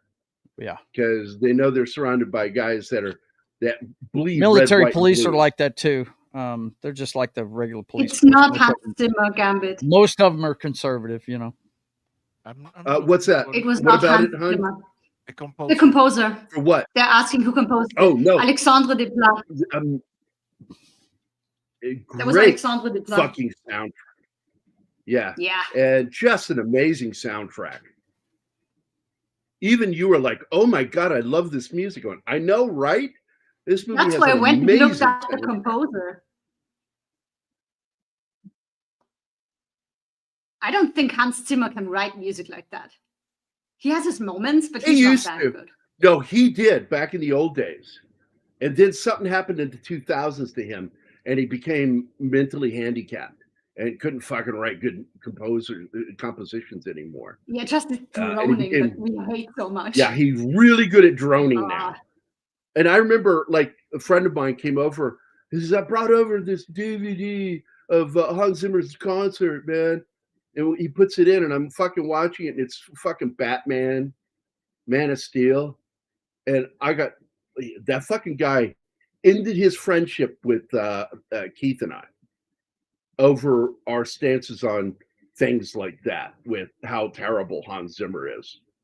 Like, that's a terrible, terrible soundtrack. Batman is tolerable because the kind of film it is. Superman, no, doesn't work. Terrible soundtrack. How could you say that? I say, because it doesn't have a fucking theme. Do you understand what a theme is? Yeah, droning on one note means. isn't a theme. That's not a fucking theme. Jesus Christ, do I have to fucking hit you to make you understand what a theme is? This is one of the best fucking action scenes. And that bus driver, when you look at it, it's like, what's he doing? What's he doing? He did the right thing. It saved him. Yep. That's wild. He's Sorry, like, we haven't I'm done it getting us yet, out of but here. it's on the list. They It is really on the do list. build it up, don't they? Man. There's the tank, fucking firing point blank range right into the fucking monster, right there in front of it. Nothing. You see the explosions? No blood, no injury. It's like, holy Yeah, Armored. Godzilla was probably like, thanks, that was itching there anyway. Right? That is why I'm a bigger fan of Kongs than of Godzilla. I Of grew up dongs? watching Kong. Fuck Oh. you. Jesus Christ, Gary. Let's talk about Kong. Fuck you.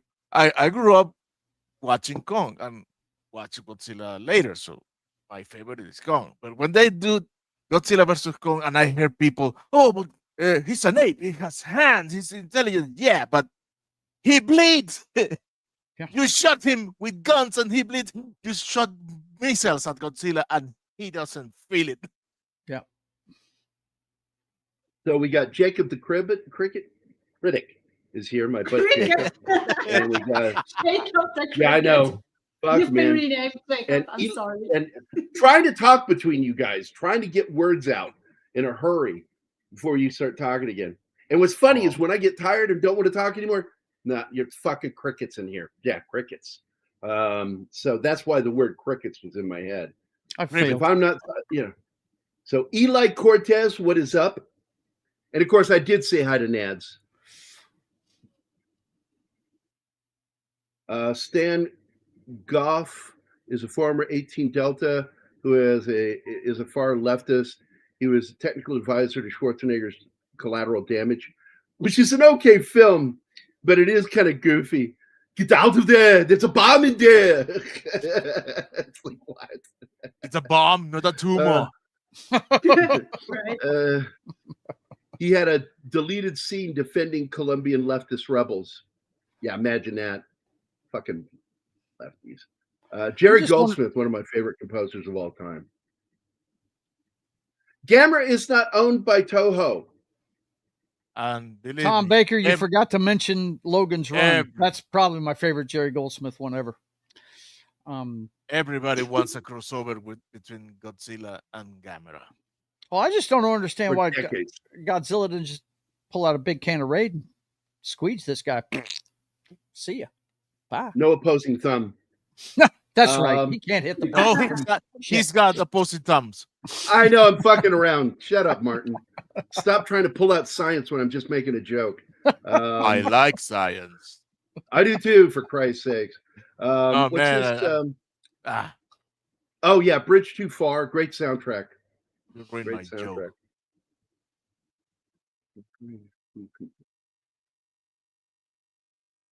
Yeah. Now, I don't know if you can tell or not when I say things, but I do want to make it clear. I am not a fan of Hans Zimmer. It's pretty obvious. Yes. Yeah, no, it is perfect, Gary. Apparently, you don't like French horns. Yeah. I do not like the French horns. True. Something I've never done. I don't know if it'll be pleasurable or not. I've just decided in my head that sticking my tongue in a French horn or a horn of any type would not be something I would want to do. Oh, God.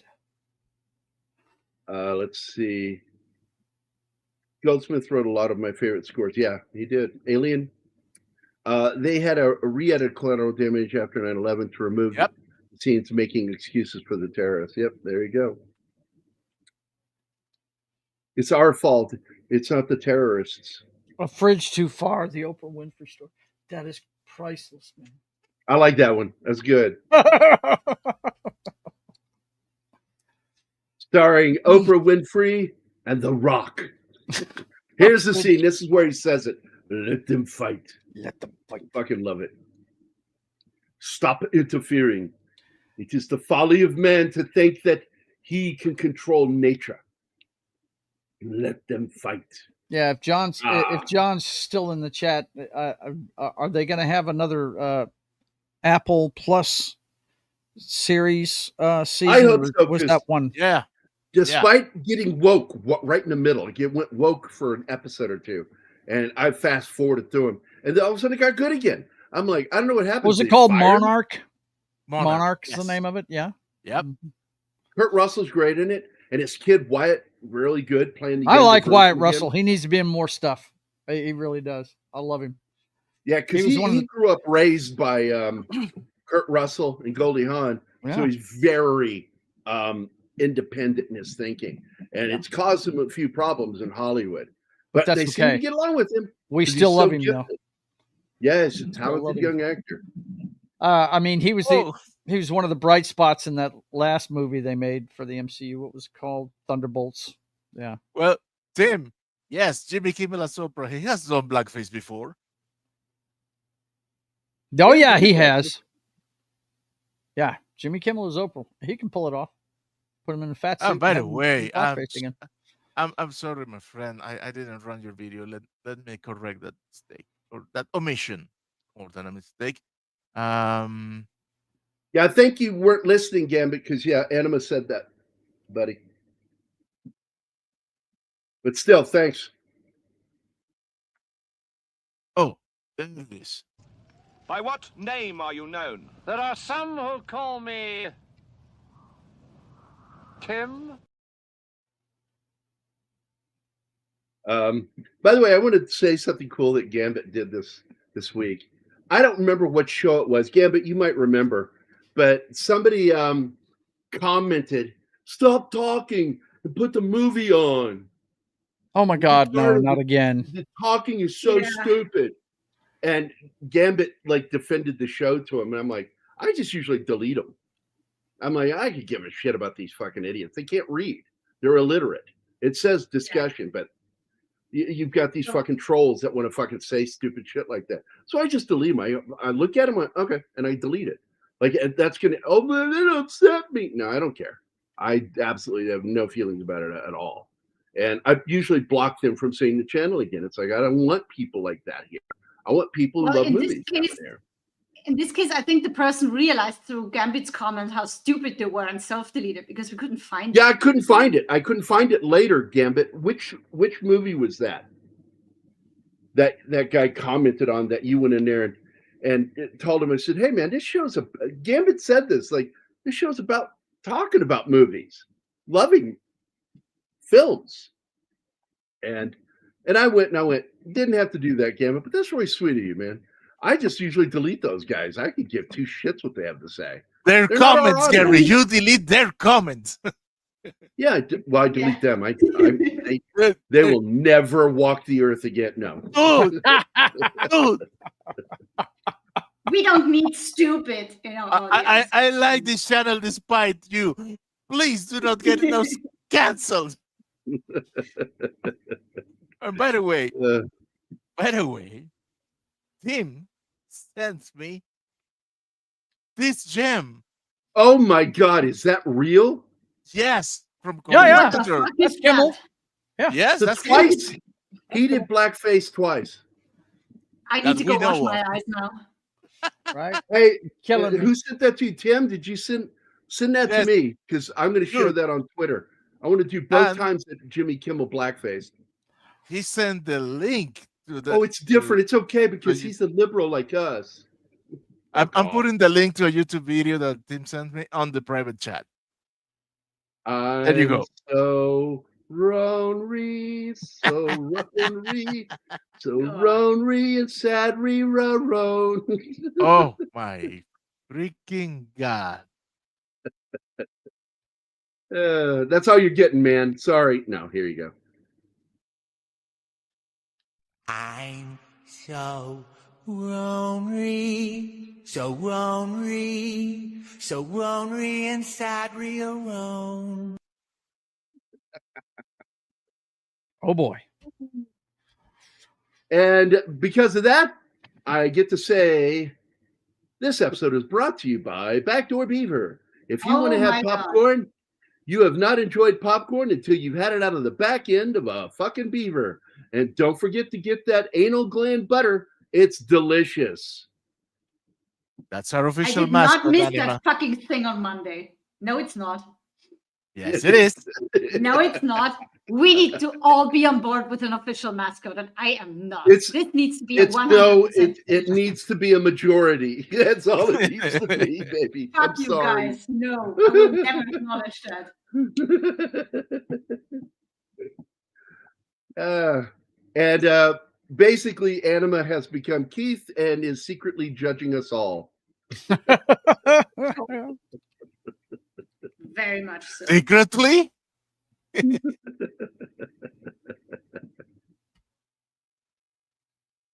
Oh, Franklin LaLoggia just messaged me. Oh. The guy who wrote and directed Lady in White. Oh, what's this?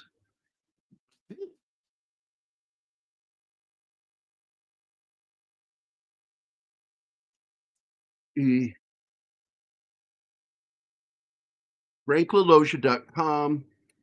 I don't know how to pronounce this word. Put it in the private chat. Yeah. I'm trying to find a way to copy it. Okay, here we go. It's Italian. All right, private chat open. God damn it. Open! Fuck.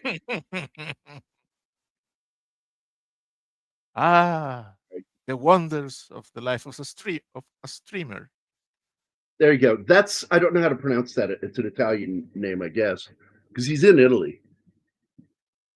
He's been living there for years. Cinghialino. Yeah. Cinghialino. Cinghialino. Cinghialino returns in episode 3, A Tale of Two. Come on. What is it? A Tale of Two Piggies. There's something new that he's got, a little short film he did. He's been doing that for years, making these little short films. A lot of it's like, what do you call it?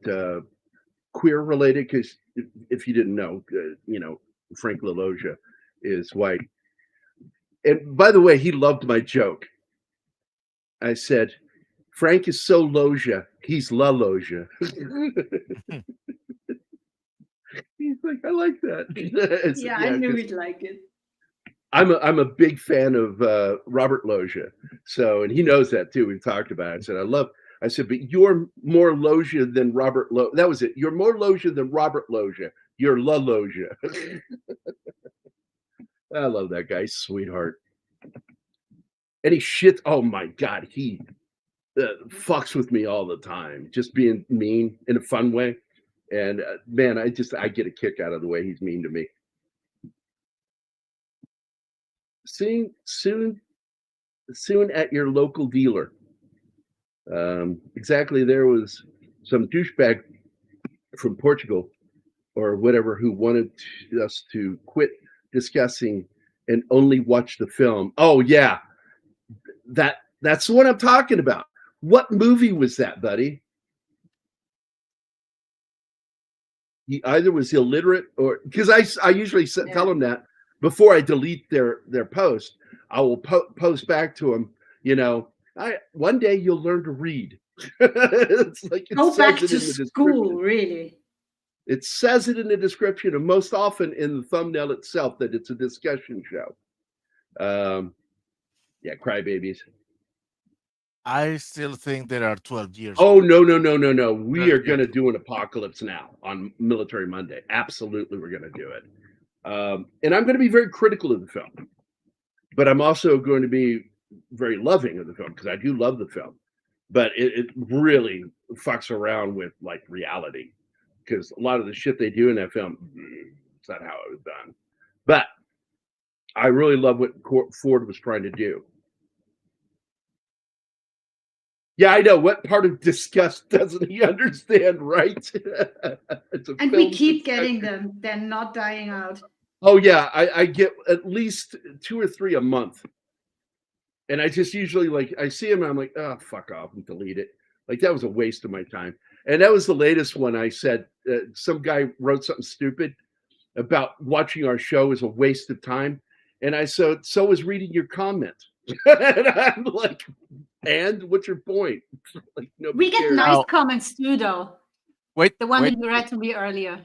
This is how you do YouTube? That was nice.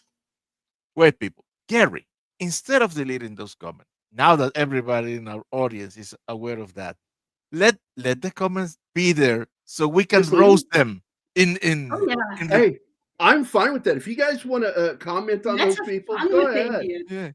Yeah, what I'll do is when somebody comments and I see it, I miss a few. I'll miss them every once in a while, and for some reason they don't show up in my feed on in the studio because they're supposed to show up. And fuck if I can find it.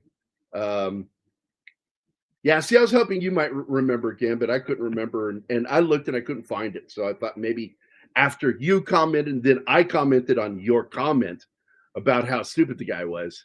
That maybe you know that I know that you know that I know that.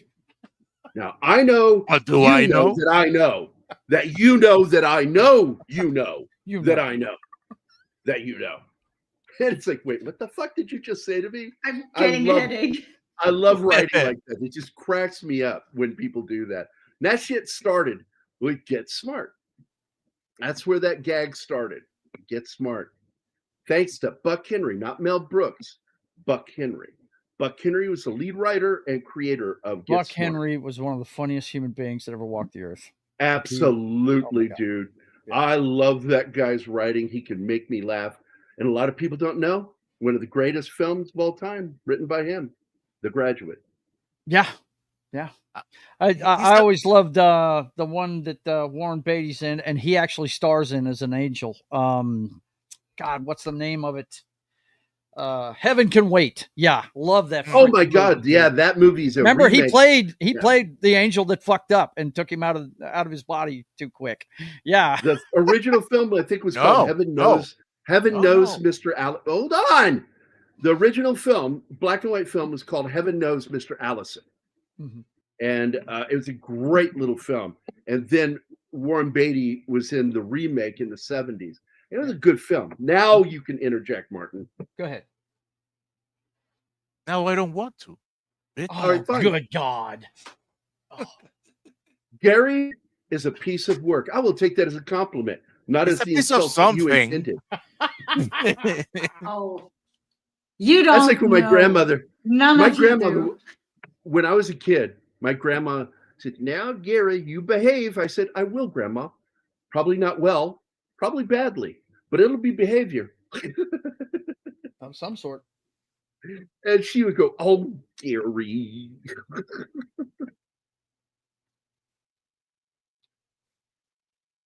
You almost walked, what, as a kid? When it came out, or I'm confused.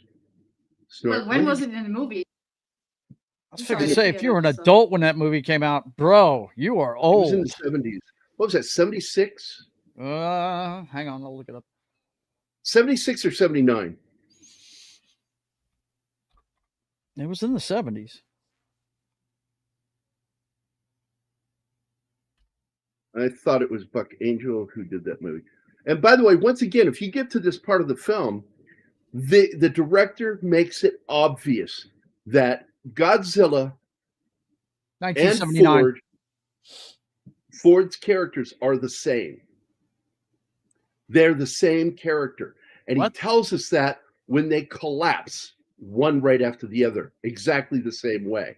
That is the visual motif that's telling us with a little wink, they were the same character. And I fucking love that. Yeah, it was 1979, Gary. Apocalypse Now. And that prick still owns the rights to Dick Tracy. He keeps doing something every now and again to maintain the license. Really? Fucking asshole. Wow. Yeah, no female is safe I love around Warren Can Beatty. Wait, man. I love that movie. Might have been somewhere in the Boys in Company C stream. I can't remember. Great movie. My favorite movie about Vietnam right there. So it came out in 79. So it was shot in 77 and 78 because it was a long fucking shoot. It was over a year. Remember, it notoriously went. That was the first time you really heard of a movie way over budget.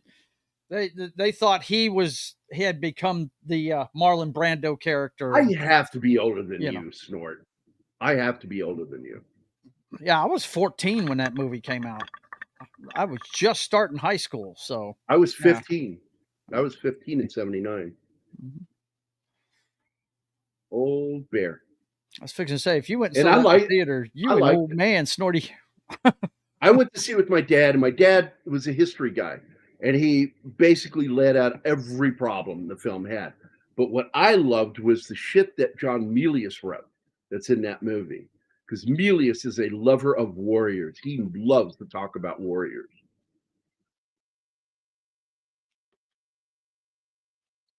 Let's see.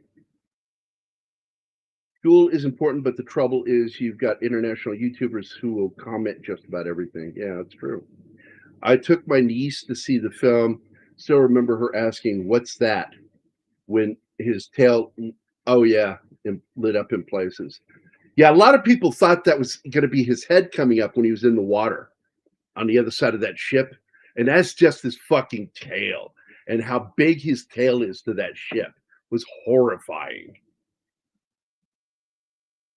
Wait, what? I was orphaned in 79?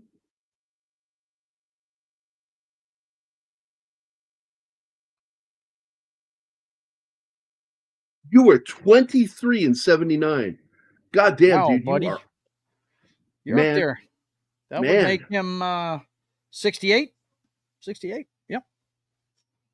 So No, 69. you could possibly have 69. Good There number. you go. Now that would make it to where you could actually say to me that you have undigested beef in your transverse colon older than me. Jesus Christ, Gary. And that joke comes from John Wayne, if you didn't know that. Because it Doesn't was make it said less that gross. they did a biopsy on him, and that there were claims that he had undigested beef in his transverse colon after he was dead. And it's like, that could have been true. I don't know. But I just remember that, like, oh, like you can have undigested food in your fucking gut, And like not you die carry it from it? around. And so what I'll say is, like, if some kid says something to me, I'll look at them and I go, man, I've got undigested beef in my colon older than you. Why would I listen to you? That all comes from that story about John Wayne. Yeah. I know Tim would love that age. Snorter Poopus, he's always trying to get us to read that number. Absolutely. Yeah, it damn near killed the star. And they fired the first star because he was an actual Vietnam vet. And he was not going to put up with Coppola's bullshit. They did not get along. So Coppola fired him and hired Martin Sheen, who is a notorious liberal, never served a day in his life in the military, loves playing soldiers. And it's like that commercial, I'm not a doctor, but I played one on TV. I never served my country, but I played someone who did in a movie. And that's Martin Sheen. And but he was really good in that film. I really liked his character. He was fucked up, man. He is fucked up at the beginning of the movie. He was already fucked up mentally. And then they send him on an assassination mission to kill a guy. Yeah. And the person, of course, that they're talking about, the real general, I think he's still alive. The last time I looked, he was still alive. The real general that Kurtz is based on. And that guy absolutely was not a psychopath. What he did is he changed the direction of the war for us. He helped change the direction of the war to where we started winning. Because it was a stalemate all the way until after the Tet Offensive. And after the Tet Offensive, we had killed all the Viet Cong. They were gone. Hey, Fletcher's here. Hey, brother. Love you, man. And Read by Nature is here too. Hi, Reed. What's up, brother? Yeah. Two guys I fucking love, man. And we have some great X exchanges. And Fletcher is awesome. Because I don't really get overly political on here, but I get really political on X. And by the way, Fletcher Williams, I don't trust him. Sucks at video games. Yeah, I read somewhere that he sucks at video games. I'm not sure where I saw that. It was somewhere. Hold on. I read it. God, it's somewhere. Was it? Don't know where. Was it? maybe it was a Mexican Iron Man comment somewhere where he said something about no. It could have been maybe Paulie. Paulie. Maybe Paulie said something about it that he sucks at video I games. don't know. But I remember reading it somewhere. You shouldn't I believe don't know where. anything you read until it comes direct from the source. You need to do your research. It's a mystery. Now, the way you spell that is like my friends Vijay and Sanjay Mistry, and that used to be a running joke. They're my friends, but it's a mystery why. Anyway, Vijay and Sanjay Mistry. Okay, and this I told you. This comment now has a different meaning because we have actors now, digital actors now in Hollywood movies. Oh, we're talking about that tonight on my show. Tilly Norwood is now the hottest property. Yep. I'm going to just pretend it doesn't fucking exist because it's bullshit. It is. There is going to be a Lego Godzilla set in 26, 27. Nice. Harvey Keitel was originally to play Willard. He was playing him. He actually shot scenes, but he had a drop out for I will tell you what the abrupt reasons were, Gambit. He and Coppola did not get along. He was telling Keitel to do things, and Keitel was arguing with him. No soldier would do that because he was a fucking Marine who served in fucking Vietnam. He's like, no, they would never do that. And it frustrated him. He kept telling him that he wouldn't do scenes the way he wanted him to do them. He wouldn't do it. And so the conflict went on and he fired him. And Keitel said later, he was glad. He didn't want to do that fucking piece of shit movie. Colonel I wonder Kurtz how he is the read the main film. character. And the real guy, and I forget who it is. 11 Alpha, you might know who it is. The real general that Kurtz is based on. And the guy absolutely put a hurt locker on the Cambodian side of the river and put a choke on them with getting armament. And finally, that's why it was so important when Nixon took office that he finally pulled off the what do you call it, where you put the thing muzzle, pulled the muzzle off our military and said, bomb Hanoi and you're welcome to go into Cambodia in this fucking war. And we did. We ended it, and the way we ended it was we forced them to go to the Paris peace talks. We forced them to sign a treaty because they knew they were losing. There was no way to win. And what happened was the leftists in our fucking country defunded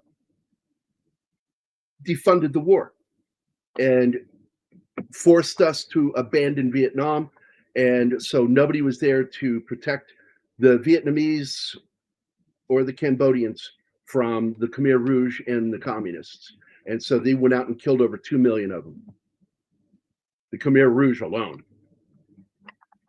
Over 2 million people who helped the United States in that war. So, okay, and the thing, they were so bad, the Khmer Rouge was so bad that the North Vietnamese declared war on them and killed them all. So how bad a communist do you have to be when other communists go, oh, we can't let these people live. No. They're crazy. Wait. Behold. Oh man, that's nice.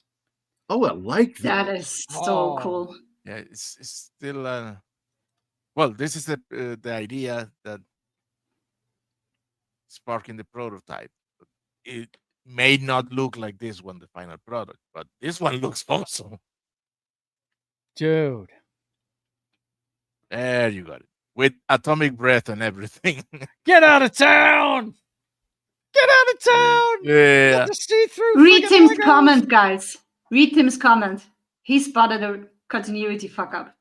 Speaking of Lego, at the beginning of the movie took place in 1999. The Lego set the kid was playing with didn't come out then, and I sent you a photo. Oh, that's not good pick, man. So apparently, nicely spotted. They didn't pay attention to the details, huh, Tim? Damn it, son. Who is the editor on this movie? That's a The hell? nice catch. Not Tim. I can assure you that. Yeah.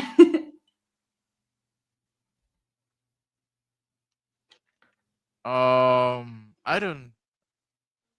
Oh, I see the picture. Yeah. Oh, it's the snow speeder from Empire Strikes Back. Cool. When did that come out?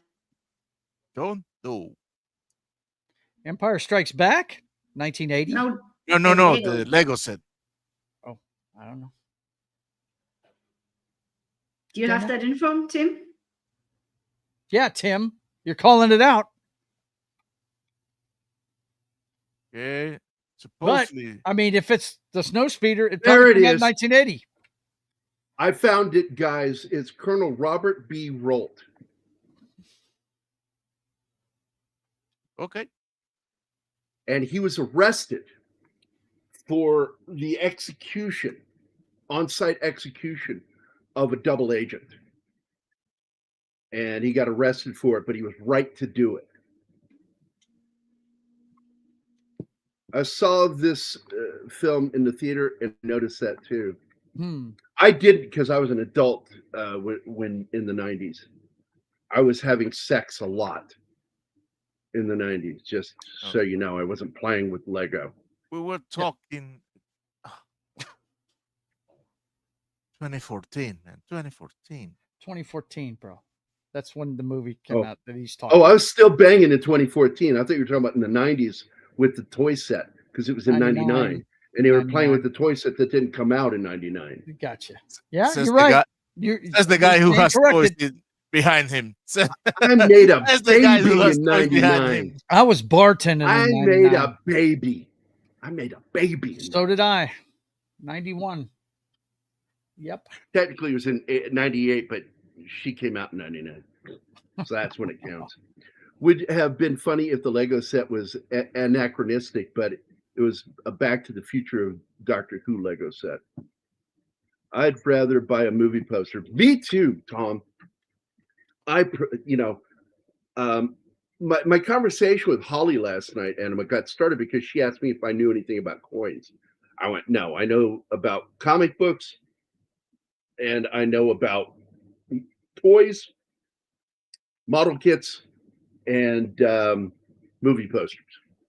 We lost a giant in the movie poster genre this week. He just died this week. I posted about it on our channel. Yeah. Well, I think we talked about it on Monday, didn't we? I think we did. Yeah, because he did the Conan poster. Yeah. Conan the Barbarian. Great artist. How do you pronounce his last name? It's Renato Casaro? Is that right? Something like that. I'm not good at pronouncing some people's names. But Extremely I found good, out though. I did not know he did. It looked a lot like his artwork, but I did not know he had done the Leonardo DiCaprio one from Once Upon a Time in Hollywood. You know, the one where he's laying back with the gun? Where he's standing back. It's a replica of the Steve McQueen poster. Yeah, he did that one. I was like, whoa, check him out, man. He was doing stuff that late in life. That's awesome. I'm looking to see if I can find it. Ringo Gringo. Yeah. Post. Oh, I've got a bunch of it pulled up for my show because I'm going to talk about it tonight. Hang on. I'll share it for you. Boom. There you go. Yeah, I'm pulling up Drew Struzan's post. I don't think you heard me. Oh, okay. Sorry. I was talking, you started talking over me. And so, yeah, Drew Struzan posted about it, and that's how I found out that he was dead. I'm not seeing it now. Where the fuck is it? I know I posted it. I don't like the way they sometimes reorganize our posts on our group page. Facebook? Yeah. Yeah, because they're not always in the same order of what they were posted. I'm telling you, Gary, I'm getting a notification every day about something new you posted, and when I click on it, either the link goes dead or it's days old. Facebook is so fucked up when it comes to notifications. All right, here we go. And the Let feed me is never open in order. this. Open it here. Paste and go. And here we go. Now share. Share. Green. Bruce Drusen. Share. Share that, Martin.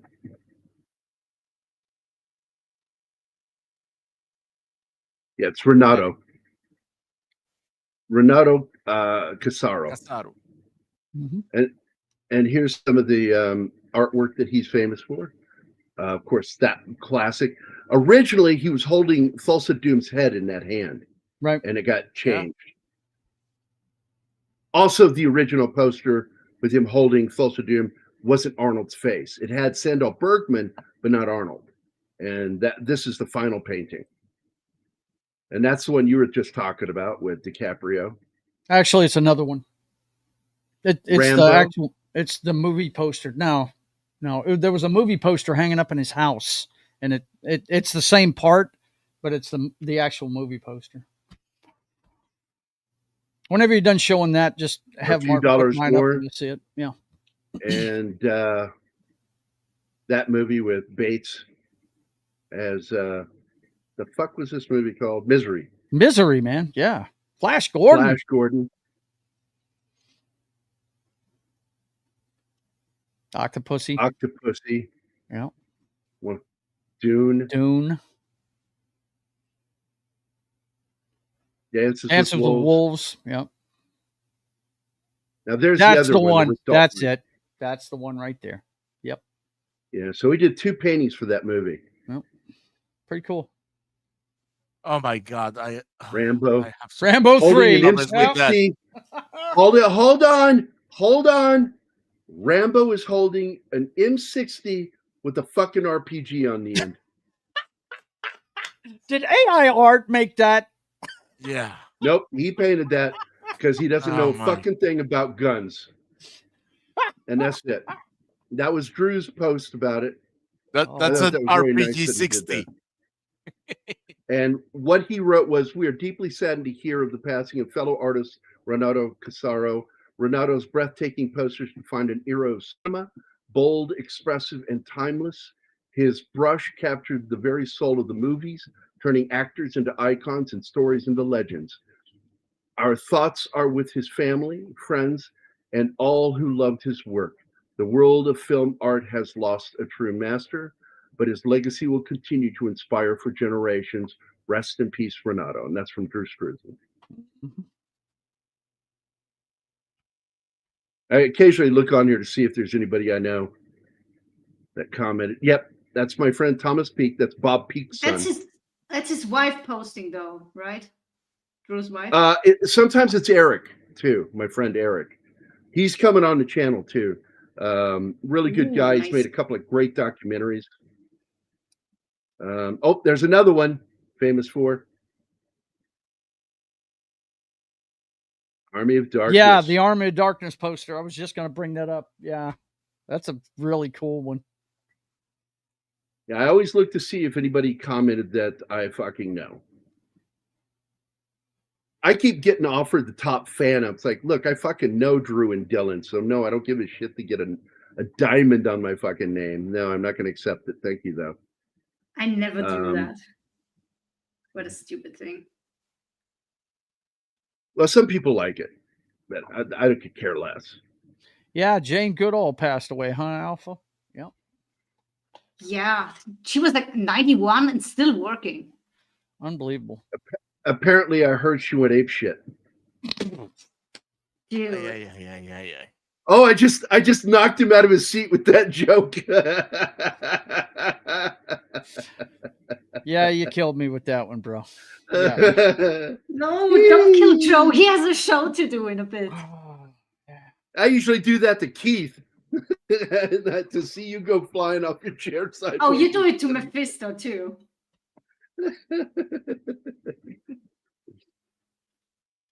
To the pits, say hi to Snorty. All right, we're at 2 hours 4 minutes. We're gonna get the hell out of here, guys. God, I love this fucking movie, and I really liked what they did. I liked what Warner did with these films. I don't like the the gay nightclub colors they picked with purple and shit. Yeah, they've gone off the rails with the color palette in these shows, no doubt. Color, well, the posters in particular, with the bright purples. It's like, fuck off with those colors, man. That's rave colors, you know. I don't dig that shit.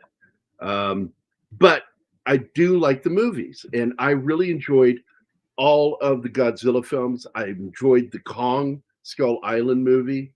I think what's his name, John C. Reilly's character is one of the funniest fucking characters I've ever seen in a movie. When he starts laughing, he said, "I'm so glad you guys are here. You're all gonna die, though. You're all gonna die, though." Yep.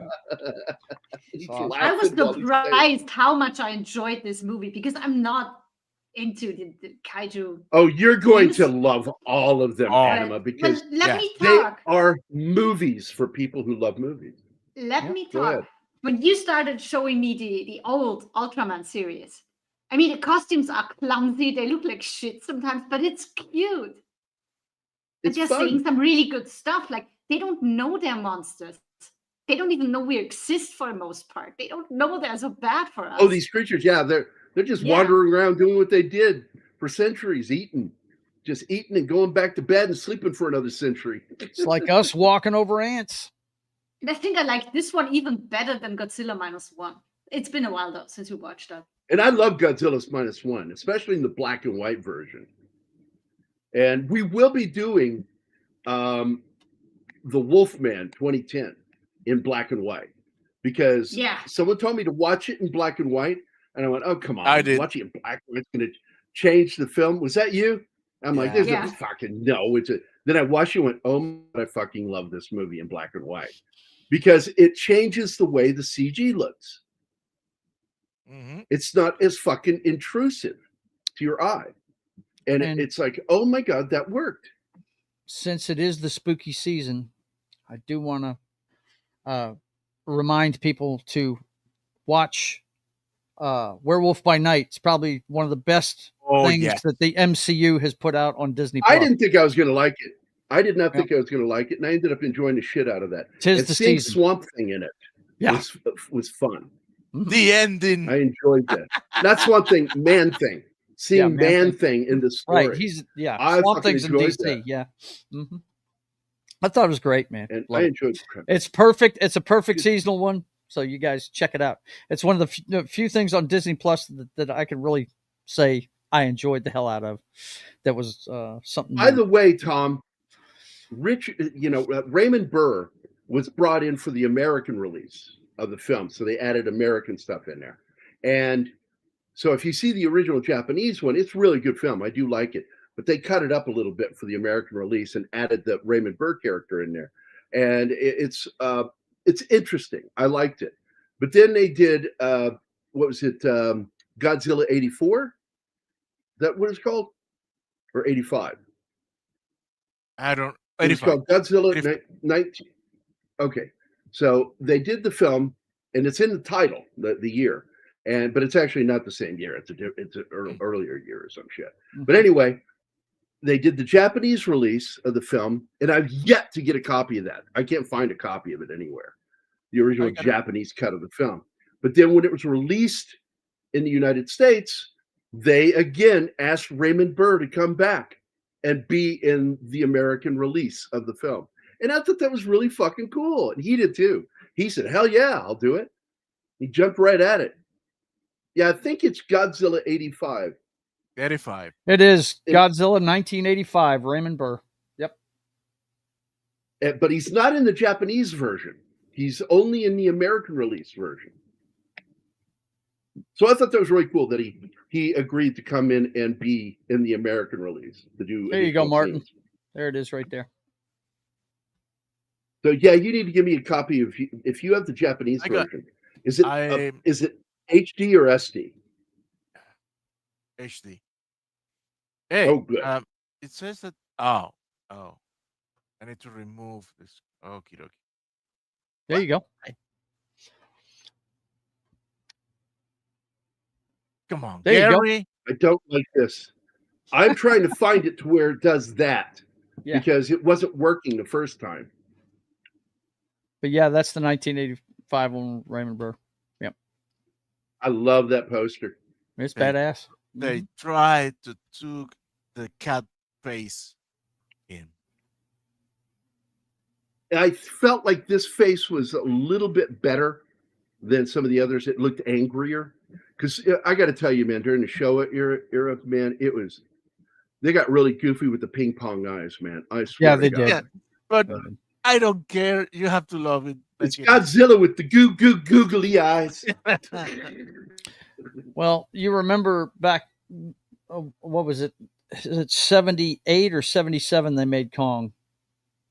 And Jim Baker did the emoting makeup for Kong's face. Oh, yeah, the American film. I thought you were talking about Godzilla stuff. No, I'm talking about the Jeff Bridges movie. Yeah. Yeah, that one.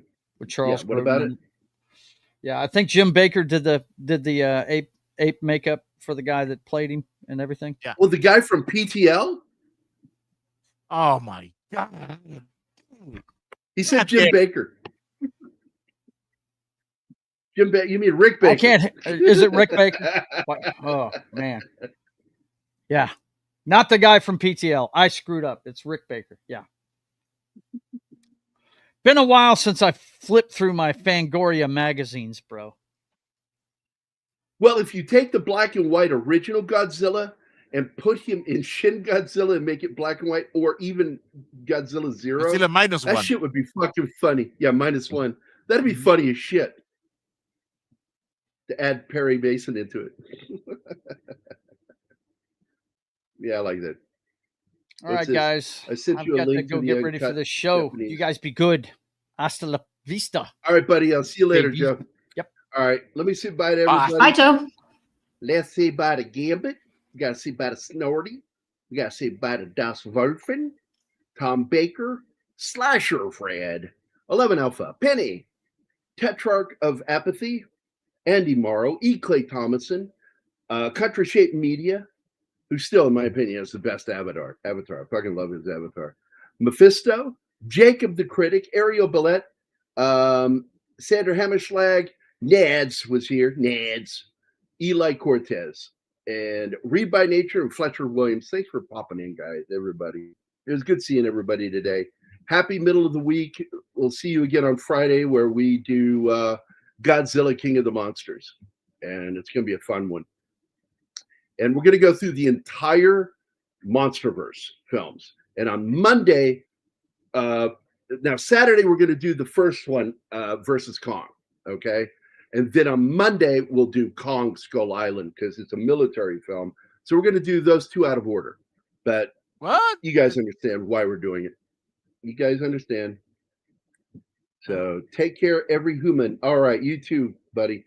We're out of here. Everybody have a great day today. And remember, spay your pets. It's the right thing to do.